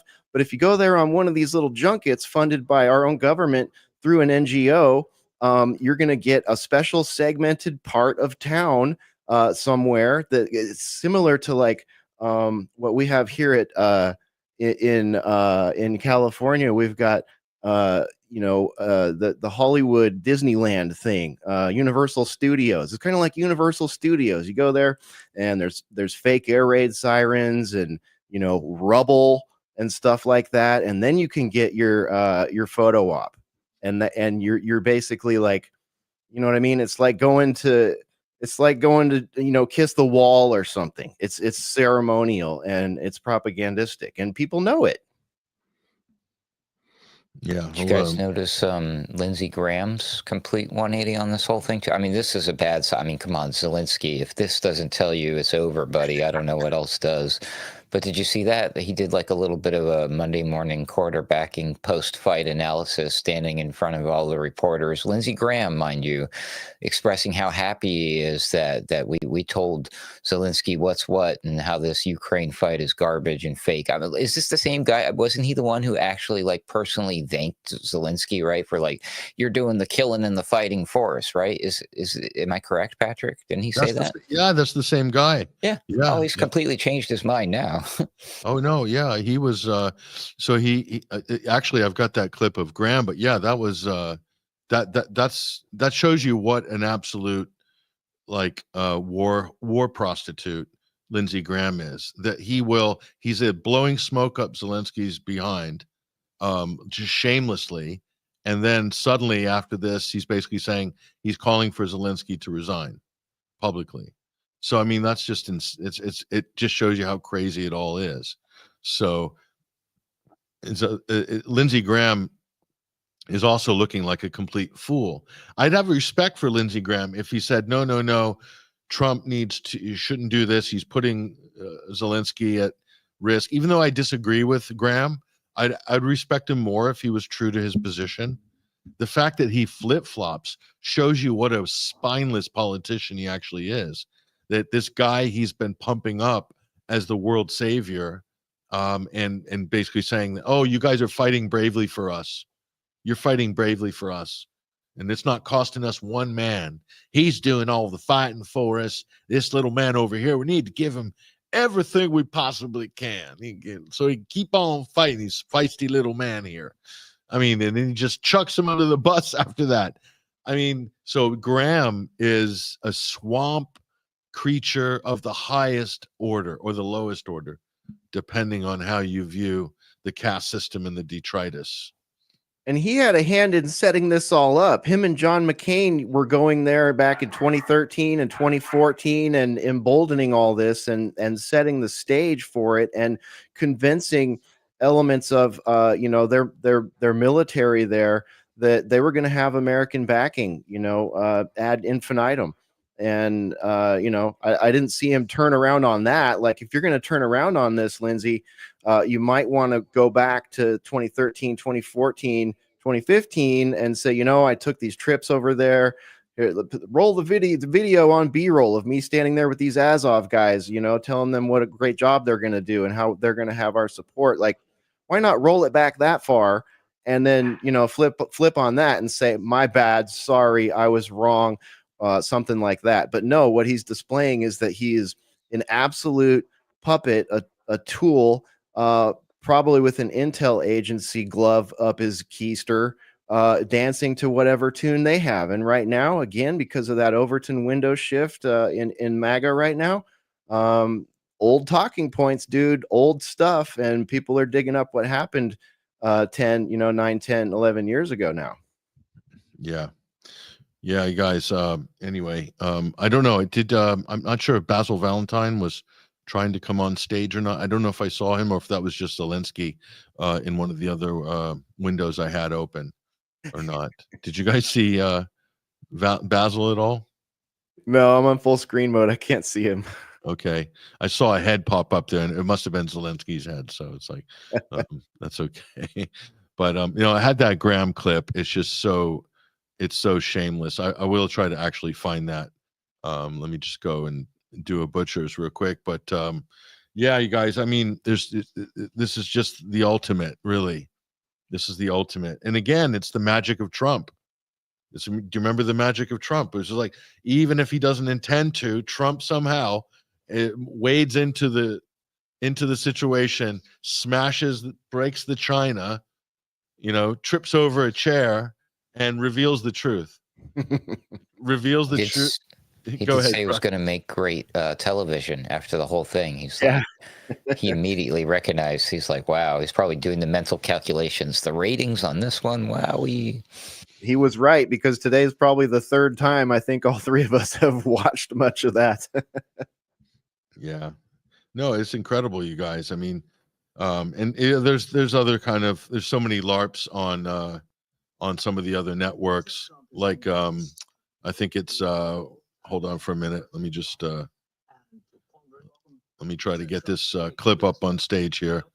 But yeah, Lindsey Graham came on to Brett Baier, and yeah, and it's just, I mean, this is so cringeworthy. I don't even know what to say about this, but yeah, he came up on Brett Baier. Let me bring that clip up on stage. But I'm just going to switch. But it just showed that the performative nature of Lindsey Graham, how shameless this guy is. And he's just coming up there with that dodgy haircut, just the slimiest Southern eel out of the South Carolina swamp. And we'll bring him on stage here. This is Zelensky again, continuing that suicide live on U.S. television on Fox News. Let me see if we can bring this up. The country's been under attacks. Senator Lindsey Graham, Republican from South Carolina, he has been a big proponent of you and of Ukraine, said this today after the meeting. I have never been more proud of the president. I was very proud of J.D. Vance standing up for our country. We want to be helpful. What I saw in the Oval Office was disrespectful, and I don't know if we can ever do business with Zelensky again. He either needs to resign and send somebody over that we can do business with, or he needs to change. So he says you need to consider resigning. Is that on the table? I don't know if he will be happy after my words. This decision can do only people of Ukraine. You're not going to step down to do a peace deal. No, I was always ready. I'm not sure that is a good idea for this such proposals. But anyway, I always said if United States will support NATO, so I think that it's enough for Ukraine. So I think I did all I had to do. And if somebody is not this happy with me, okay, but between us. Yes. Okay, I think the final point here, guys, is this is what happens when you take a second-rate comedian and you put him in charge of your freaking country. A drug addict, a clown, and you put him in charge of the most dangerous geopolitical hot zone in the world. This is what you freaking get. It is a total disaster on every conceivable level, not just for Ukraine, but for the world. For the world. Whose idea was this? I would like to know. I would like to have a Senate inquiry, congressional inquiry, declassify those documents, Pam Bondi, please. Declassify the Ukraine files. I want to know whose idea was it to put Zelensky, to install him as president after putting him into a television sitcom about him becoming president, and then making him run for president and naming his political party the name of the frickin' sitcom. That's what I want to know. What is the CIA involvement in this train wreck? Declassify those documents, okay? If there's going to be anything, but of course, you guys, we know that's not going to happen. Speaking of declassified documents, it's good. This is a good time for a hard pivot. The Epstein files. Were you guys excited as I was about the Epstein files? And did you see all the conservative influencers outside the White House? DC Drano. Did you see who was hiding in the background? Mike Cernovich. Mike Cernovich, who worked for Alan Dershowitz law firm. Is that not a conflict of interest? Wasn't Alan Dershowitz on the Lolita Express getting a massage? Well, you're just never going to get a binder now, Pat. You just stepped in it. Once you throw the Dersh under the bus, like all of us have, we're not going to be the influencer that gets the binders. Yeah, that was my take on that was we were as excited as you were about those file releases if the amount of excitement you had was zero. That's about how excited the Boiler Room was about the Epstein release. At this point, I'm so sick of it. I'm absolutely sick of it.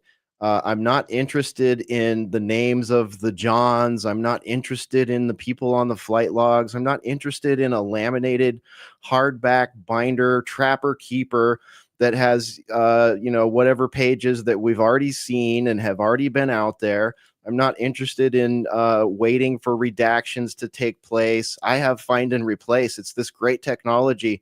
I could get the victims' names off these things in probably 5 minutes with a quick find and replace. It would be very simple. Shit, I could probably even have Grok or an AI go through, just give them the list of names and say, black these out, please. You know what I mean? Absolutely ridiculous. But I think that the binder assignments was sort of ceremonial and transactional in nature. That's sort of the way I'm looking at this. It's ceremonial in the sense that it's kind of a message to legacy media consumers and legacy media outlets that guess what? You're not the top dog anymore. That's another part of this Overton window shove is it's now mainstream to rag on the legacy media and to parade Trump loyalist influencers around with a snacky poo, with a gold star, right? So Liz Wheeler, DC Drano, these people.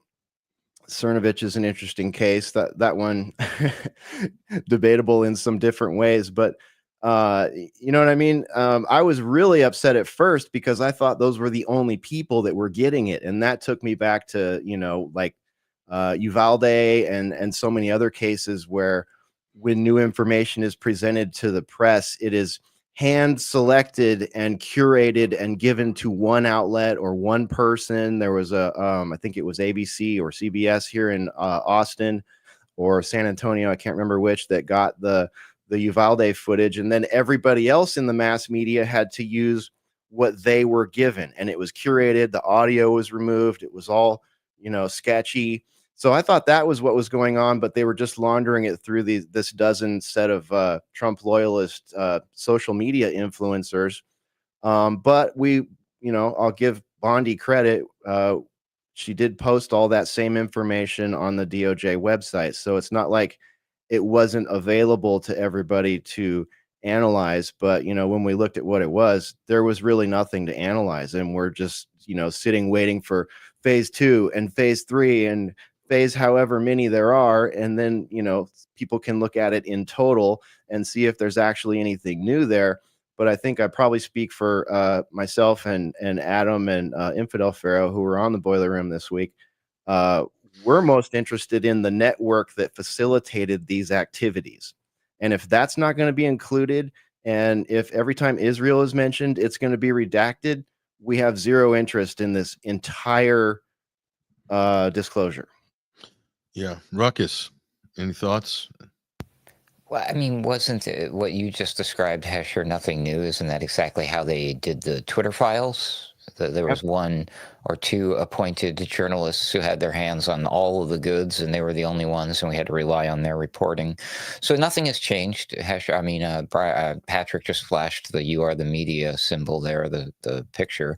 That's what it's about. I mean, they literally did like a little, like, it was a ceremony. It was like they all got little spell books, the little white binders, right in front of everybody. It was very much a spell that was cast on everyone. It was a changing of the guard in all symbolic measurements by the gatekeepers. They are now, that's what instead of "You Are the Media," it should say "You Are the Gatekeepers" now. So, but yeah, of what? A giant nothing burger? I saw allegedly, all of these screenshots and videos of people flipping through one of the binders. At least it's literally nothing but black bars. I mean, so what was the damn point of this? And then Patrick, Brian Dawson, who's joined your X Spaces quite frequently, has a list. He keeps putting it out there all the time. These are the names you're going to see in there. You don't have to wait if you're really that interested in seeing the names. But what does it mean at the end of the day? They could put out a list of everyone who's ever attended Epstein Island, and then everyone moves on. Nobody's going to go to jail. Like, what the hell? It's crazy. Yeah, I mean, Ryan is, I'll bring this up on stage. I mean, have you guys seen this? This is just talking about Nick Bryant's article in 2012 that had all the black book and the flight logs, but it wasn't they weren't redacted. I mean, this stuff's available online, you guys. Like, you can get the non-redacted version online, but the FBI is handing out a redacted version of the same stuff. Yeah. I'm a loss for words here at this point. I think it's almost irredeemable. Anybody? They pulled, people watched it. There's footage of it. They pulled over 30 boxes of material out of one of his houses. I forget if it was the Miami one or if it was on the island or what, but you can watch them pull, many agents pull many boxes, dozens of boxes out for evidence. Now, of course, in this and the mass media will tell you, well, not everyone that was on the flight committed a crime, and not all of the things that were pulled out were evidence that's, relevant. But I mean, come on, at this point, like, if you're hoping for a bombshell in here, there might be one, but it's going to be a curated one. It's going to be an attaboy, it's going to be a here you go. Here's the reveal, and we've got some naughty people here. Here's the reveal. So I think that's pretty much where we're at. And so it was ceremonial about the media and the message to the media. And it was transactional in the sense that they handed, Drano and the rest of that cadre of Trump loyalist influencers, they handed them a mainstream audience, because a chunk of mainstream audience that only watches mass media junk now is aware of those people. So I guarantee you they all got thousands of followers, new followers after that happened. So ceremonial to the media, transactional to the loyalists. That's kind of how I'm framing what we saw as far as the binders. And they sacrificed the AP. So there was an actual virginal sacrifice of sorts. AP is out. They're not allowed to go into the press. They're not part of the press gang.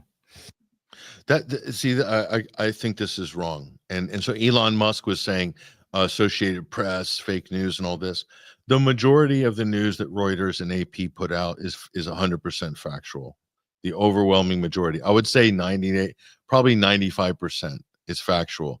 There is the general fake news that every mainstream media reports that is not factual, that is bias. Okay, that's ABC, CBS, AP, AFP, Reuters, the BBC, CNN, MSNBC, the Los Angeles Times, the Washington Post, the New York Times. So they all, when it comes to war and when it comes to black ops, mass shootings, general political narratives, hoaxes like Russiagate, they all basically sing the exact same hymn. So why ban AP that actually performs, like they take official statements and that's the record? So those are what we call papers of record. And Joe Rogan is not going to be there at the press conference taking notes of official statements. He's not going to post that on his website. Hold on, what did Joe Biden actually say? wait a minute, let's go to Joe Rogan's website. I'm sure he sent somebody to do transcription of that important treaty, right, Joe? Joe's like, yeah, man, there's so many things going on. It's wild. It's fucking wild. Think about it, man. What the media do. It's like, it's wild. Yeah. And Sean Ryan's like, yeah. Wow. Yeah. Fuck. So Elon's not going to do Elon. They are not DC Drano, Laura Loomer are not going to do that job for the world. Okay. They are not papers of record. They're not going to report on insurance scams. They're not going to talk about veterans affairs and all of the hundreds and thousands of other stories that the mainstream media actually cover that do have value. So you guys know me, I'm the biggest critic of mainstream media propaganda, as big of a critic as anybody, okay? But I do see the value of those agencies. So to ban them from the White House is really dumb. I think that was an Elon Musk idea. I have a feeling. Maybe I misunderstood, but I got the impression that AP was banned from traveling on. There's some extra privileges like being invited to travel aboard Air Force One and access to like the Oval Office or something like that.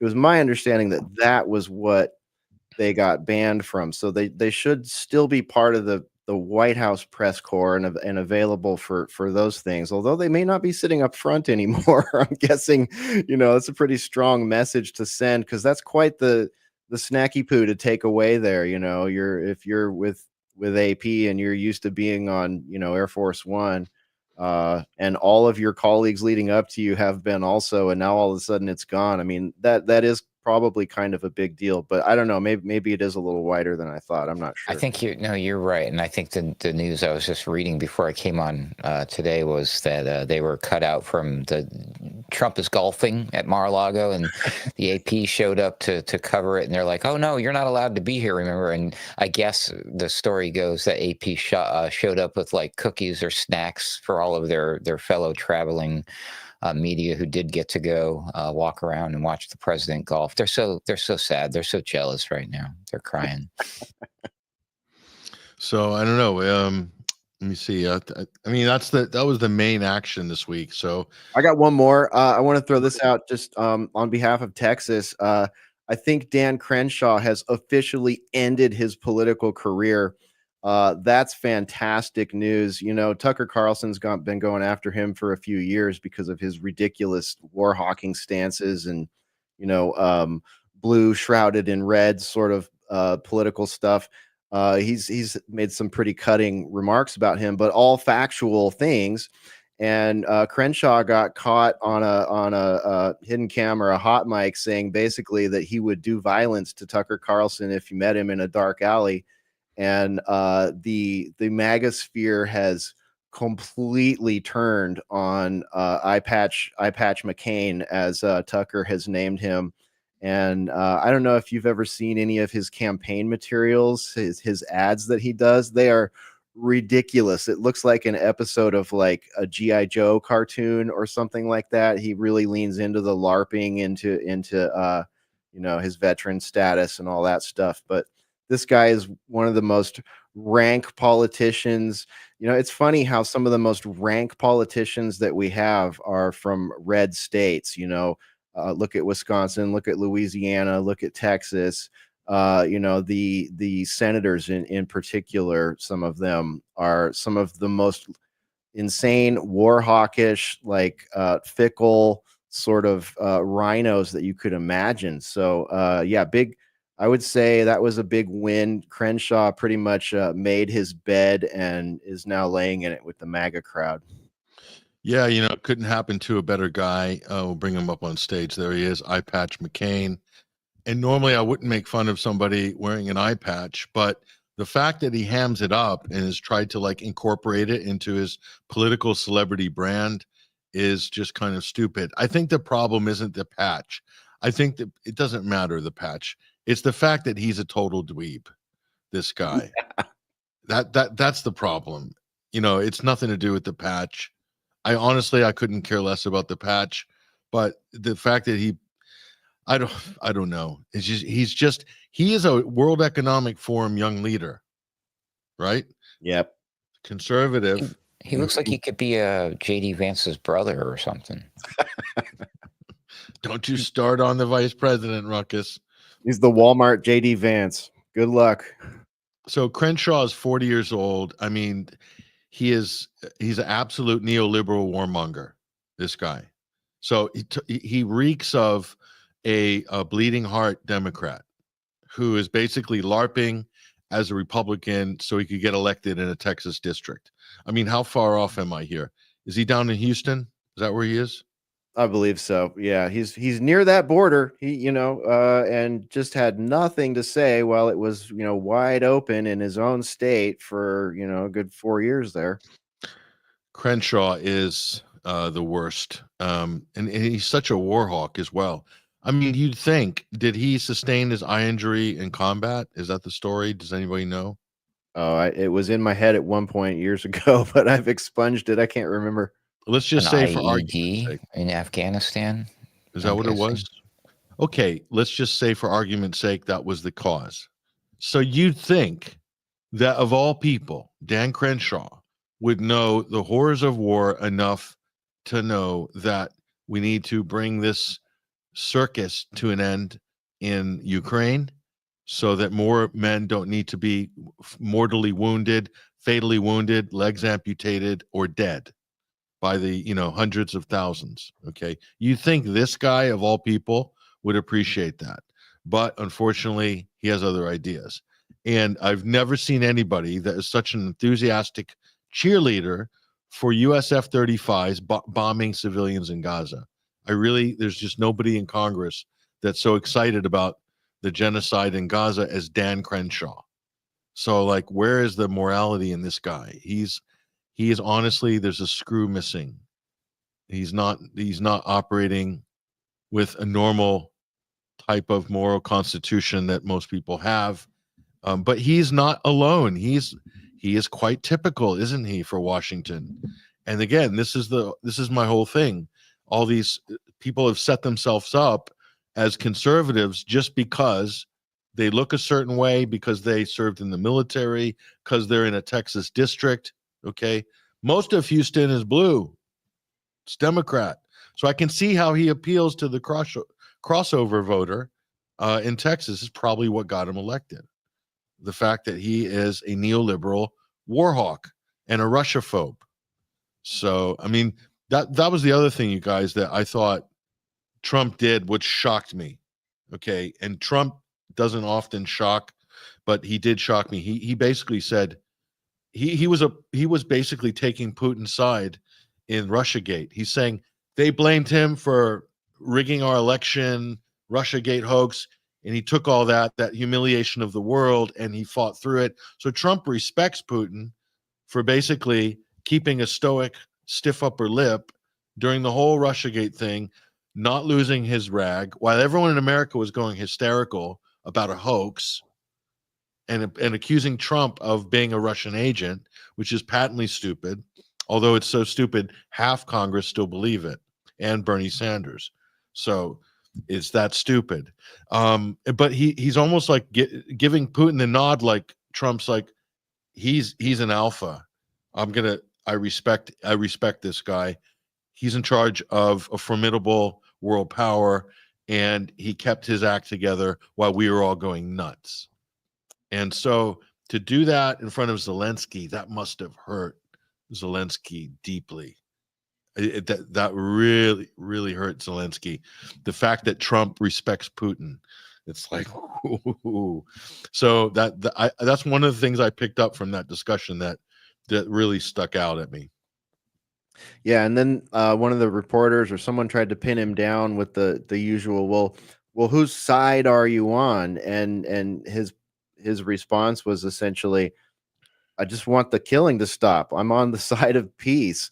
I want to make a deal here, So it's just like those media assets just keep trying to drag us back to the original talking points, annexation of Crimea, this kind of stuff, invasion with no reason, all that kind of stuff. And that all has to fall apart with a lot of the points that were made in that room there. So it's a big blow.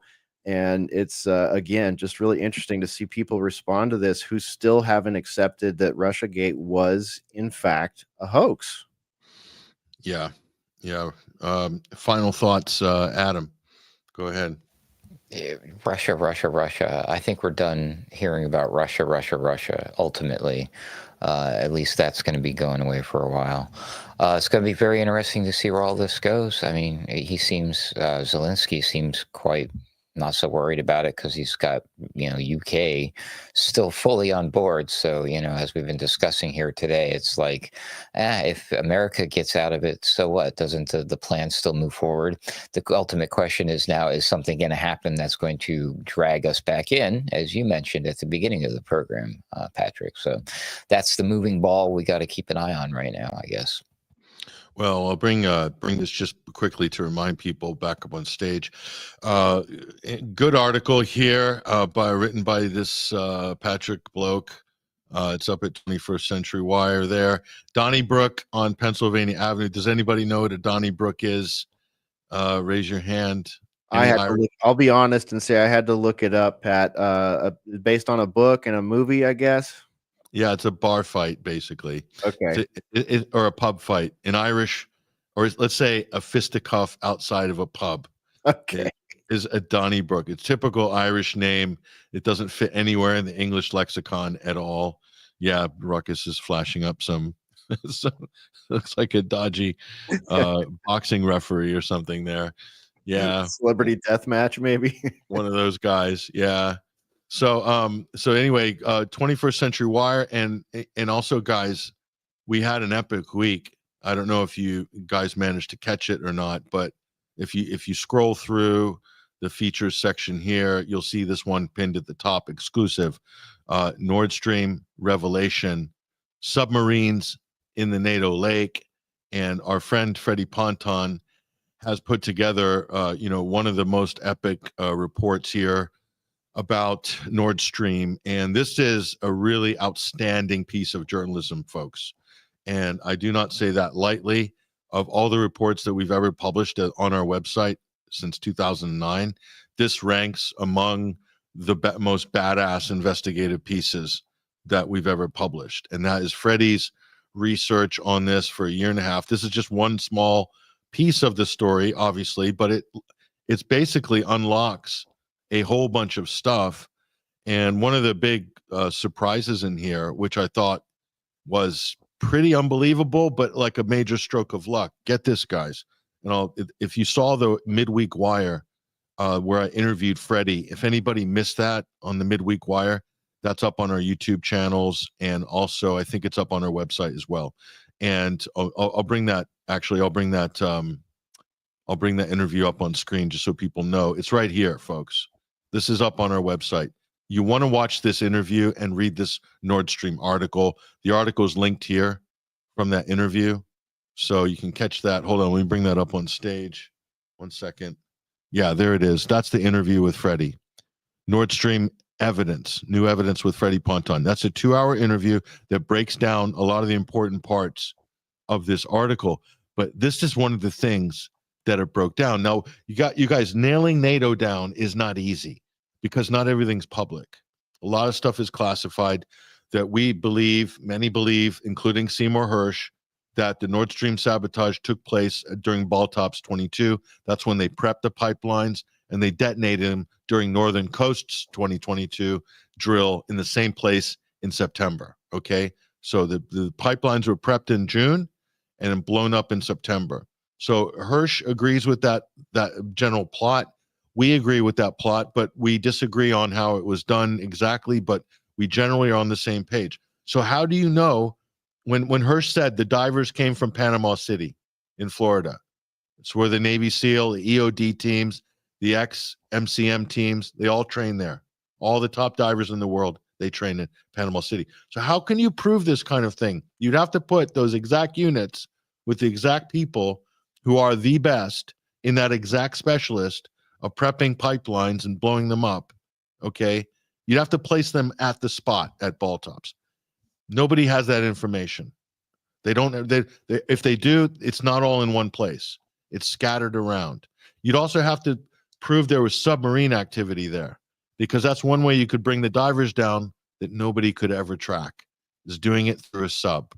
And Freddie found out that Germany was in charge of all the submarine activity during ball tops. And guess where the NATO training ground is for subs? Right on the blast site. Right over the blast site. And deep enough for submarines. So that's why they chose that spot. Of all the spots along 1,000 kilometers or whatever, they chose that spot. And there were shallower spots that you wouldn't even need to do a deco dive. You could do it in 30 meters. They didn't choose those. They chose another spot. Why? Because they needed submarines. That's what Freddie believed. And guess what he found? Look at this. So Freddie was watching Danish TV, and they were showing off during ball tops in a local Danish television program aboard the Sullivan, Danish naval vessel. And while the NATO people were showing off, they flashed this on screen in the background. So Freddie did a little 4K blow up on it. And sure enough, guys, it's the NATO organizational chart for Baltops 22. Every single unit involved in the drill, who's under whose command, who's in charge, which countries are in charge of what, all there. So this is basically a map to reverse engineering the Nord Stream sabotage. So that is an incredible find. It's just one of the things that are in this article, which is up at 21 Wire by Freddie Ponton. Here we go. Nord Stream revolution, submarines in the NATO lake. The NATO lake, ladies and gentlemen, is the Baltic Sea. So incredible piece of journalism and great information. Reads like a Netflix series, I'm told, by some of the feedback we've gotten already. And this is the interview you want to check out, you guys, that goes with the article. It's up here. So read the article, watch this interview here, and it's fantastic. So I think this is the best piece of work Freddie has ever done for us, and he's done some great reports for us, by the way. Yeah, great reports. This is the best he's done, I would say. It's so well put together. The sourcing is impeccable. The references are rock solid. It's all open source, basically. It's all what's out in the public. From one way or another, he pulled all this out of the public domain. Now, we have spoke to SEALs, both not active but retired or inactive, who work in the professional sector now. Some in the oil and gas sector, by the way. No surprise there, right? And EOD people, active duty in NATO. And they confirmed that, yes, you would need super, super specialized diving teams that have been training and are basically at the top of their game for at least 10 years, minimum. Like this is a very small echelon of potential operatives to pull off a job like this.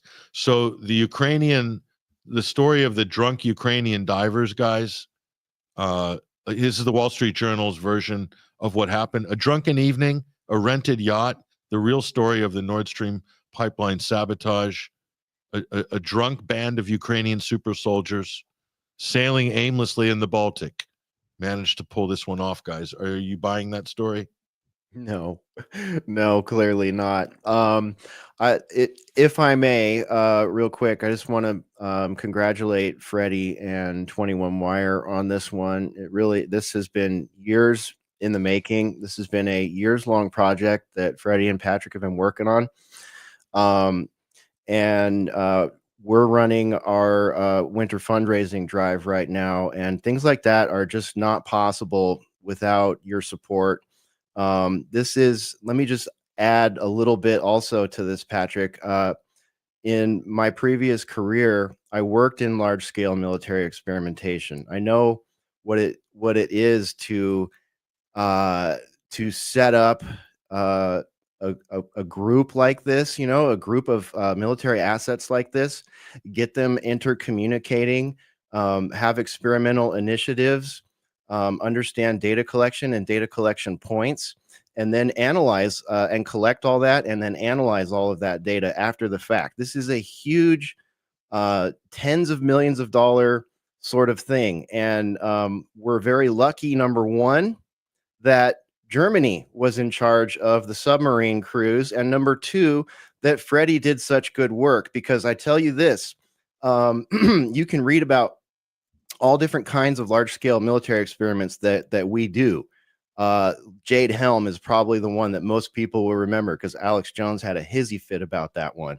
But Yeah. we do these things concurrently all year round. Every year we do them in all different theaters of operation, and generally speaking, when the United States is in charge of these and we have our submarine assets involved, you will not find an organizational chart like that. Even inside of those experiments, as someone who was working inside it, and seeing presentations, slide decks like this one that you're showing on the screen that Freddie found, and did some forensics on, that stuff is all excluded. Our submarine resources are one of our best kept secrets. We do not mess around with submarine locations, information about submarines.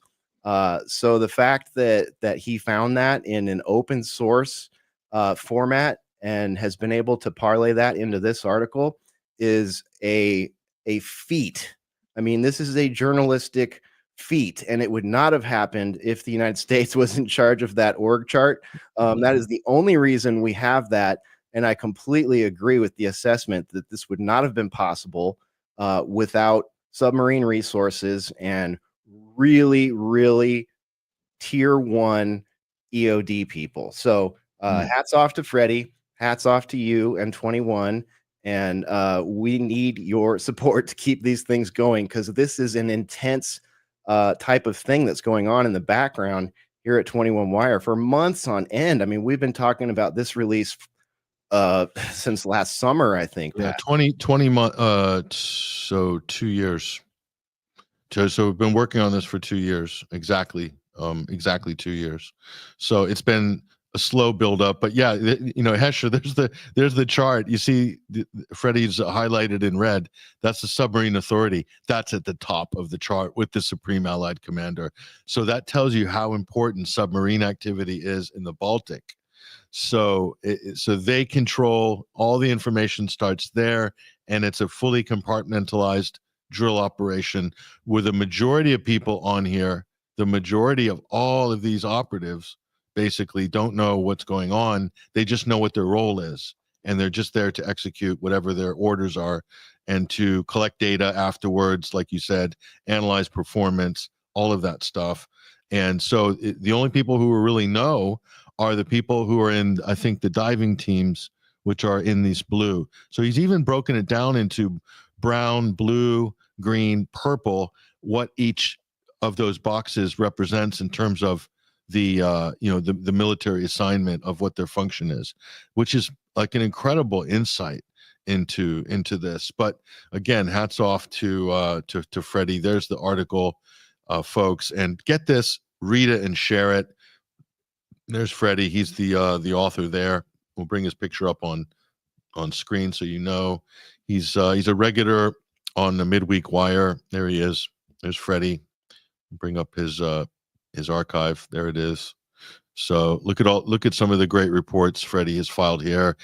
He's done some excellent work of late. And Yalta 2.0, this is a great article by Freddie, From Conflict to Cooperation, basically laying out a possible peace plan post-Ukraine, something enduring, and just some great research. But this is really quite something. This article, it really is quite something. So we're like very, very happy to be able to publish something of this quality, and I think it hopefully make an impact in this investigation. A lot of open source researchers are basically relying on each other to crack certain parts of this story because it's just so complicated.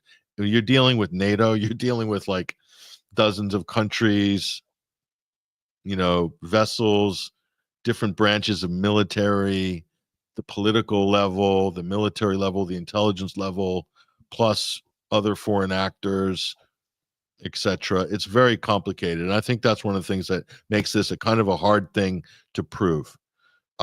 Even though we kind of all instinctively know what happened, we still can't hold anyone's feet to the fire unless Trump or, Vance wants to throw Biden under the bus for Nord Stream. I'm just throwing out that possibility, you guys. I mean, that's an easy one, isn't it? It's kind of a slam dunk, right? You could just open goal, but it will be the end of NATO, guys. Okay, just so you know, that'll be curtains for NATO, but it might. It's a good trump card to have, pun intended. I mean, if NATO were to buck back against, whatever Trump's plans are moving forward, he could always bust that out. So hopefully he's watching. It'd be a good extra trump card to have in your pocket if you got to go toe to toe with NATO. Yeah, this was the biggest F up in the history of geopolitics by NATO. Whoever greenlit this really should go down history as the biggest dunce and the most reckless person in history. And I'm like wondering who it is. Is it Joe? Is it Jake Sullivan? Is it Hillary? Is it Susan Rice? Who's responsible for Nord Stream? Like, who made that first call? That's what I would love to know. Activision did it. That's the company, right, Hesher, who makes the Call of Duty, Modern Warfare, Black Ops video games. Yep. Yeah. If we're not careful, we're going to lose Freddie Ponton to the game developers because he could write some of those intense cutscenes and those battles, those clandestine operations. Oh, wait a minute. That's probably where they get the ideas for these things, right? I think there's a lot of truth in the fiction. See, the people who would normally be reporting about this, like the Freddie Pontons of the world, are wasting that amount of good information on Hollywood, Tom Clancy novels, Clive Cussler adventures, and video games. And that's where the realm of possibility becomes reality for folks, because when you witness it or play along in a video game or read it in one of your books or watch it on your TV in a Netflix series, you would absolutely believe this insane stuff is true. But when you see it in front of your face in real life, you refuse to believe it. Why? Because the New York Times said otherwise, that it was a bunch of drunken yahoos? Come on, people. Yeah, Spore and I fought in Yemen before any of the fighting started. Guess where? On Call of Duty. Really? We used to play the Yemen map all the time back in 2011, 2012, something like that. Yeah, I don't always put the comments on screen, guys, but I just sometimes I get I'm a bit like on the spectrum. I don't even look at stuff sometimes, but I'll put this one on. Give Zelensky a job as deck officer on a submarine. Swab the deck while it's submerged. Yeah, I think so. I think he can manage that, actually. I think he can manage that. And here, that's AA. Thanks for that comment. Appreciate it. And then Automatic Selecta says they took advantage of a senile old man with Nord Stream. Yeah, I fully agree. Joe is a victim of sorts. He is a victim. He was put up to it. Yeah. And we're meant to think that maybe it was an accident. Some people are saying. So yes, here's the good one. Zelensky. This is Michelle Hiddink. Zelensky brainwave bullied in the Wirt house. I think that might be a typo there. And interesting. Interesting. Here's a little compliment for you guys. You earn new followers, fellows. Brian and Adam. I'll check out the article. Thanks. Thank you very much. That's Harper's HODL, and it's some kind of looks like the Gordian knot, the sideways 8 figure 8, 21M. I don't know. It's very cryptic. There's some numerology I'm interested in there. I'm not sure what to make of it, but I like it. It's very cryptic. Yes. And someone made a comment here, a quote from Lyndon LaRouche. I won't go into it, but yeah, I mean, this is Chatter X. I might as well put this up on stage. The ruling British elite are like animals, not only in their morality, but in their outlook on knowledge. They are clever animals who are masters of the wicked nature of their own species, says Chatter X. nothing nice to say about the British. Here, Chatter X goes on. Nonetheless, obsessively dedicated to being such animals, they cannot assimilate with those qualities unique to true human beings. That's a quote by Lyndon LaRouche. Okay, Lyndon LaRouche's main conspiracy, like the unifying conspiracy that was, the key to unlock all is the British. The British are behind everything. That's the LaRouche doctrine, basically. So Lyndon passed away, ran for president a couple of times, has a very formidable organization that's still going strong, and that has quite a formidable knowledge base. Like they have research teams, and they're very good on foreign policy and so many other things. So, I mean, people you joke about Lyndon LaRouche. Some people, make cracks about him and whatnot, but his organization's still going strong long after he's gone. So, I mean, he built something there that's pretty formidable. So respect where respect is due. And yeah, so they're like, this whole Zelensky thing just ripped the whole mask off of the British manipulation behind the scenes of geopolitics. And Keir Starmer's panicking because Zelensky is their big meal ticket. I mean, this is the thing that's going to keep Britain in the game. And Trump's like saying, no, we're done with it. Britain's like, no, you can't. America can't drop the ball on this. What are we going to do? What are we going to go back to, like being a normal country and, trading and doing like normal things? Or we can't overthrow governments anymore and, do subterfuge, use America, draft behind America and do all sorts of things and manipulate things and assassinate leaders and blow up pipelines and stuff. Stolen American tax dollars. Yay. So interesting. Yeah, so we got a couple interesting commenters there. So great to see you guys. Appreciate it. And yeah, if you're tuning into any of the live streams, appreciate you guys. And yes, Hesher, thanks for shouting out the last week of the 21st Century Wire winter fundraising drive here. We really appreciate your support, you guys. And look, if you have any way to support us, it will go to good use. Trust me, any donations or subscribe and become a member at 21wire.tv. We're adding new programming, as you can see, with the midweek wire. So that's 2 shows a week. We'll be adding a 3rd soon as we can stabilize this thing. And we need your help to do it. And also, we're doing some great investigative independent journalism, which, as Hesher said, it's not easy. And believe you me, it's not cheap. We have reinvested everything that we get back into the product and back into maintaining our platform, as well as all the various things that technology subscriptions that we need to have for all the different aspects, including security for our website. So it does add up at the end of the month, of course. And we have a small team of volunteers, a couple of part-timers, and we need your help. We're going to need your help now more than ever. So if you find it within your heart and you like what we do, you like the sort of views that we are espousing, the reports that we are filing, and the types of pundits that we are platforming, like these fine gentlemen here on screen from ACR, please support us if you can. And then before we chip off, guys, and give us a shout out about your activities, your subterfuge operations. Go ahead, Hesher and Ruckus. Go ahead. Go ahead, Ruckus. Yeah, sure. Of course, I do host and produce the Daily Ruckus. Got some new content coming out this week. I also have been now every Monday, basically, I'm appearing as co-host on Weaponized News alongside Sam Cheney. So that's what I've been up to there. And then Hesher and myself were just our good friend and colleague, Johnny Vedmore, has a brand new entertaining and informative, unique as all get out program called Truth Bomb. It's actually a quiz show, an actual game show.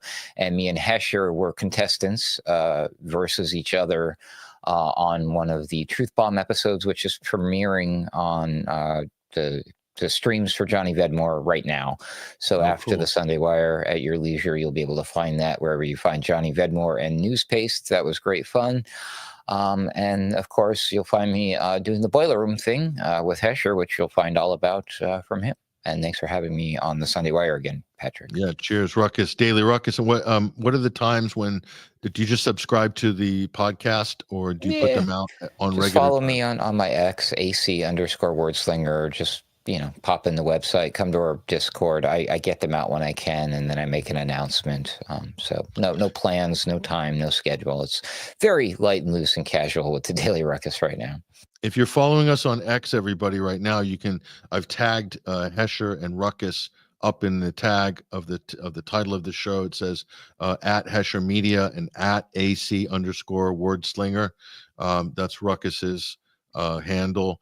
So you can just click on there and follow these two gentlemen, and you'll get updates and you'll see their content as they're posting it. But thanks, Ruckus.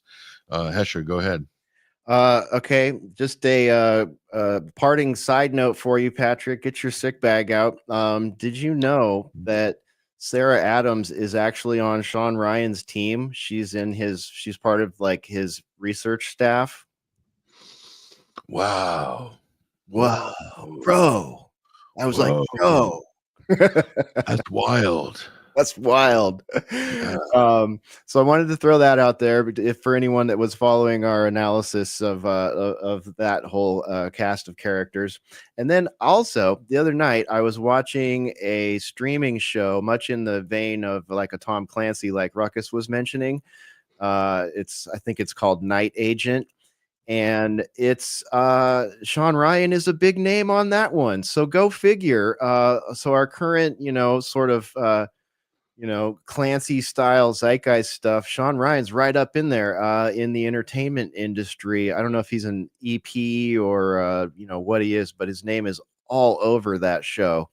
And it's got various cloudy geopolitical good and bad guys in there, and all the stuff you would expect from a vet bro intrigue type of show. So I just thought I'd throw that out there for you. I know you've been following that whole set of topics, and I thought those were interesting pieces to add to it real quick. Yeah, and I'll notice I see, is that a Cohiba in the background, Hesher? I see the wrapper on the end of that cigar. Yeah. However, when glancing quickly across the screen, it does look like a Ukrainian flag. So suspiciously like a Ukrainian flag. So the conspiratorium will be buzzing in the chat room, wondering if Hesher is sending subliminal messages for our audience. Dang, did I just lose my invite to seek refuge in Russia? Sorry about that. No. Been promoting Zelensky all this time. No, just kidding. We sent javelins. Obama sent sheets. Okay. You can follow me and Ruckus and us at Alternate Current Radio on YouTube, at Alternate Current Radio on Rumble, at Boiler Room. And where else? On Rockfin, at Boiler Room, on X.com, at Hesher Media. And yeah, alternatecurrentradio.com. We need your support also. This is it takes up everything we got. We've put everything we got into this. So if you want to help us out too, or Ruckus, you can find out how to do that at our website, alternatecurrentradio.com. Aside from that, please share our stuff.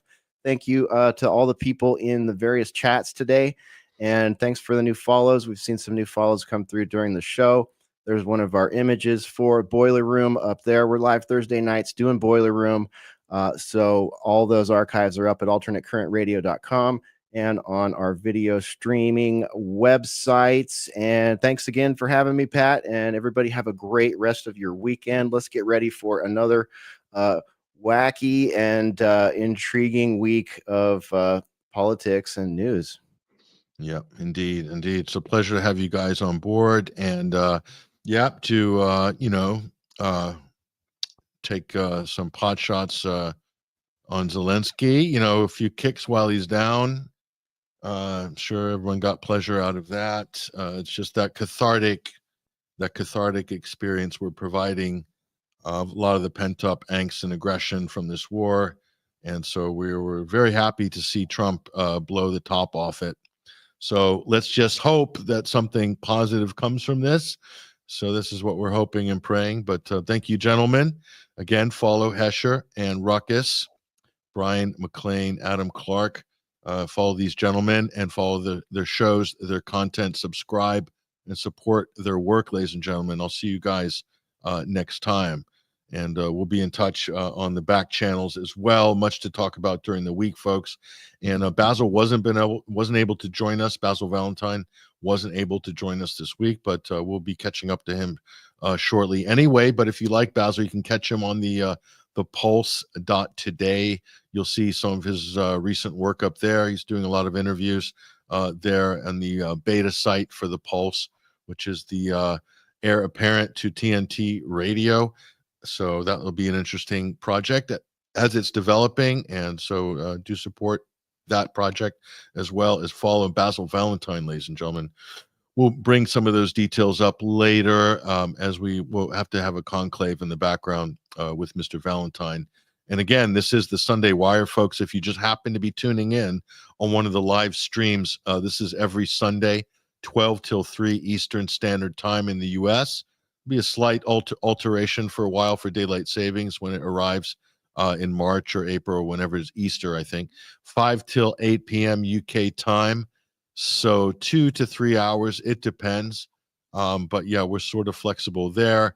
And the Midweek Wire, which we broadcast on these same platforms, we will actually be out streaming that on 21st Century Wire starting on Wednesday. So you can check us out on the Midweek Wire. We've had some epic broadcasts there as well. So those are two really good, high quality podcasts and shows running live every week. And again, as I said, we'll be adding a third program, which will be totally different, much more informal and sort of in the outdoors-ish variety, if you know what I mean. So we'll be launching that as soon as we get the midweek stabilized. We just started. We're in our 6th week coming up. So that's kind of cool, kind of exciting. And the content is amazing. So I'm just trying to keep up with it all, folks. So yeah, we need your support again on our winter fundraising drive. If you like what we do, you want to see us do more of it and take it to another level, we'll need your help to make that happen. So get in there before we shut this fundraiser for this season. And again, subscribe and become a member at 21wire.tv. There's a lot of you who support us, and there's a lot of you that watch us, but maybe you don't support us, but we hope that you will. And so we invite you to join our family. Definitely subscribe to our members website, which we will also be moving on to developing as soon as we get our 3rd program done. We will then move to redesign our members suite, including a lot more exclusive members content. So get in early, folks. It's very cheap and inexpensive, but it goes a long way. We need a bunch of you guys to subscribe to really make this project viable going forward. So I appreciate all your support, everybody. Again, I'm Patrick Henningsen, your host. It's been absolutely amazing. This has been a great broadcast, as it has been this week. The Nord Stream story we dropped, amazing. Zelensky's meltdown in the White House, folks. I mean, it's been quite something. So anyway, we're going to be wrapping it up. Thank you for tuning in on the live stream. Stay tuned to 21stcenturywire.com throughout the week. Follow us on X. Follow us on our other social media feeds. You'll see them when you go to our main mothership, 21stcenturywire.com. Take care, everybody. Hope you have a great week. All the best.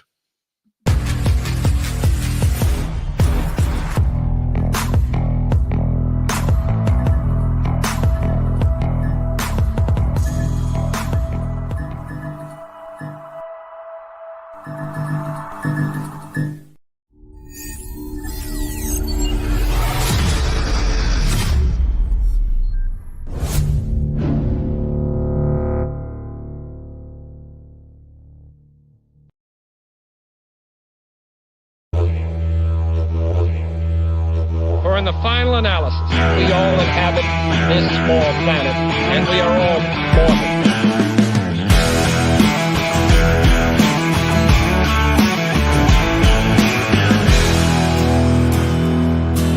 Lately I've been watching the world gone mad. Brothers and sisters full to take a stand, to hate their fellow man and upper man.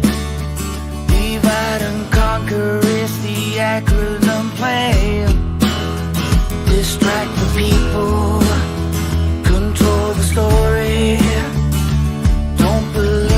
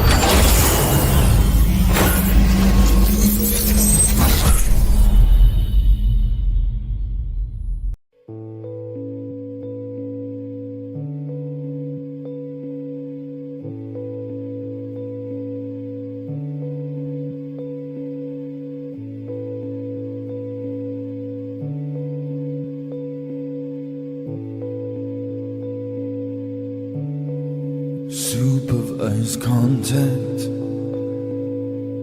They watch our every move. They examine our togetherness like we've got something to prove. I've looked behind your eyes. I've seen the sadness you hide. I've looked into your eyes. I've seen the tears that you've cried. No, I won't get used to these chains. No, I won't get used to these chains. In the legal arena, upset theaters are staged. She moves in circles. Her cruel games cause delays.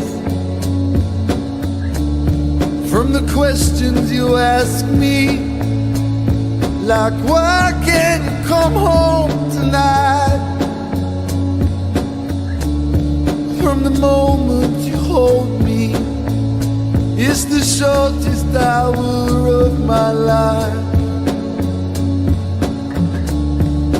No, I won't get used to these chains.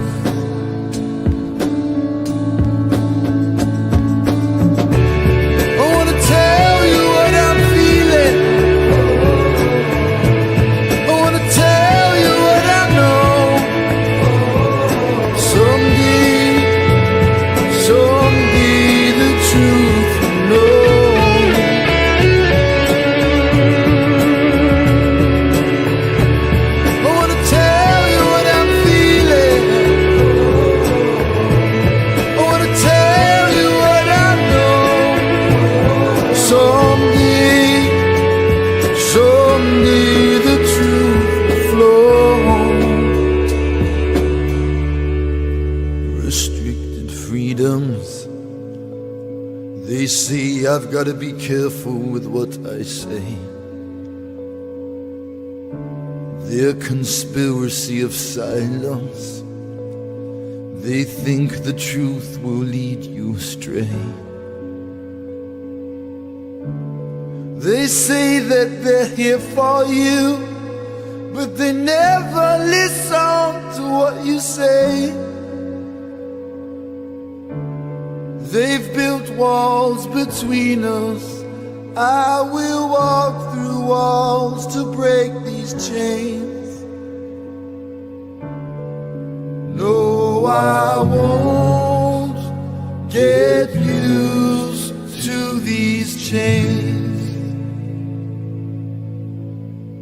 No, I won't get used to these chains.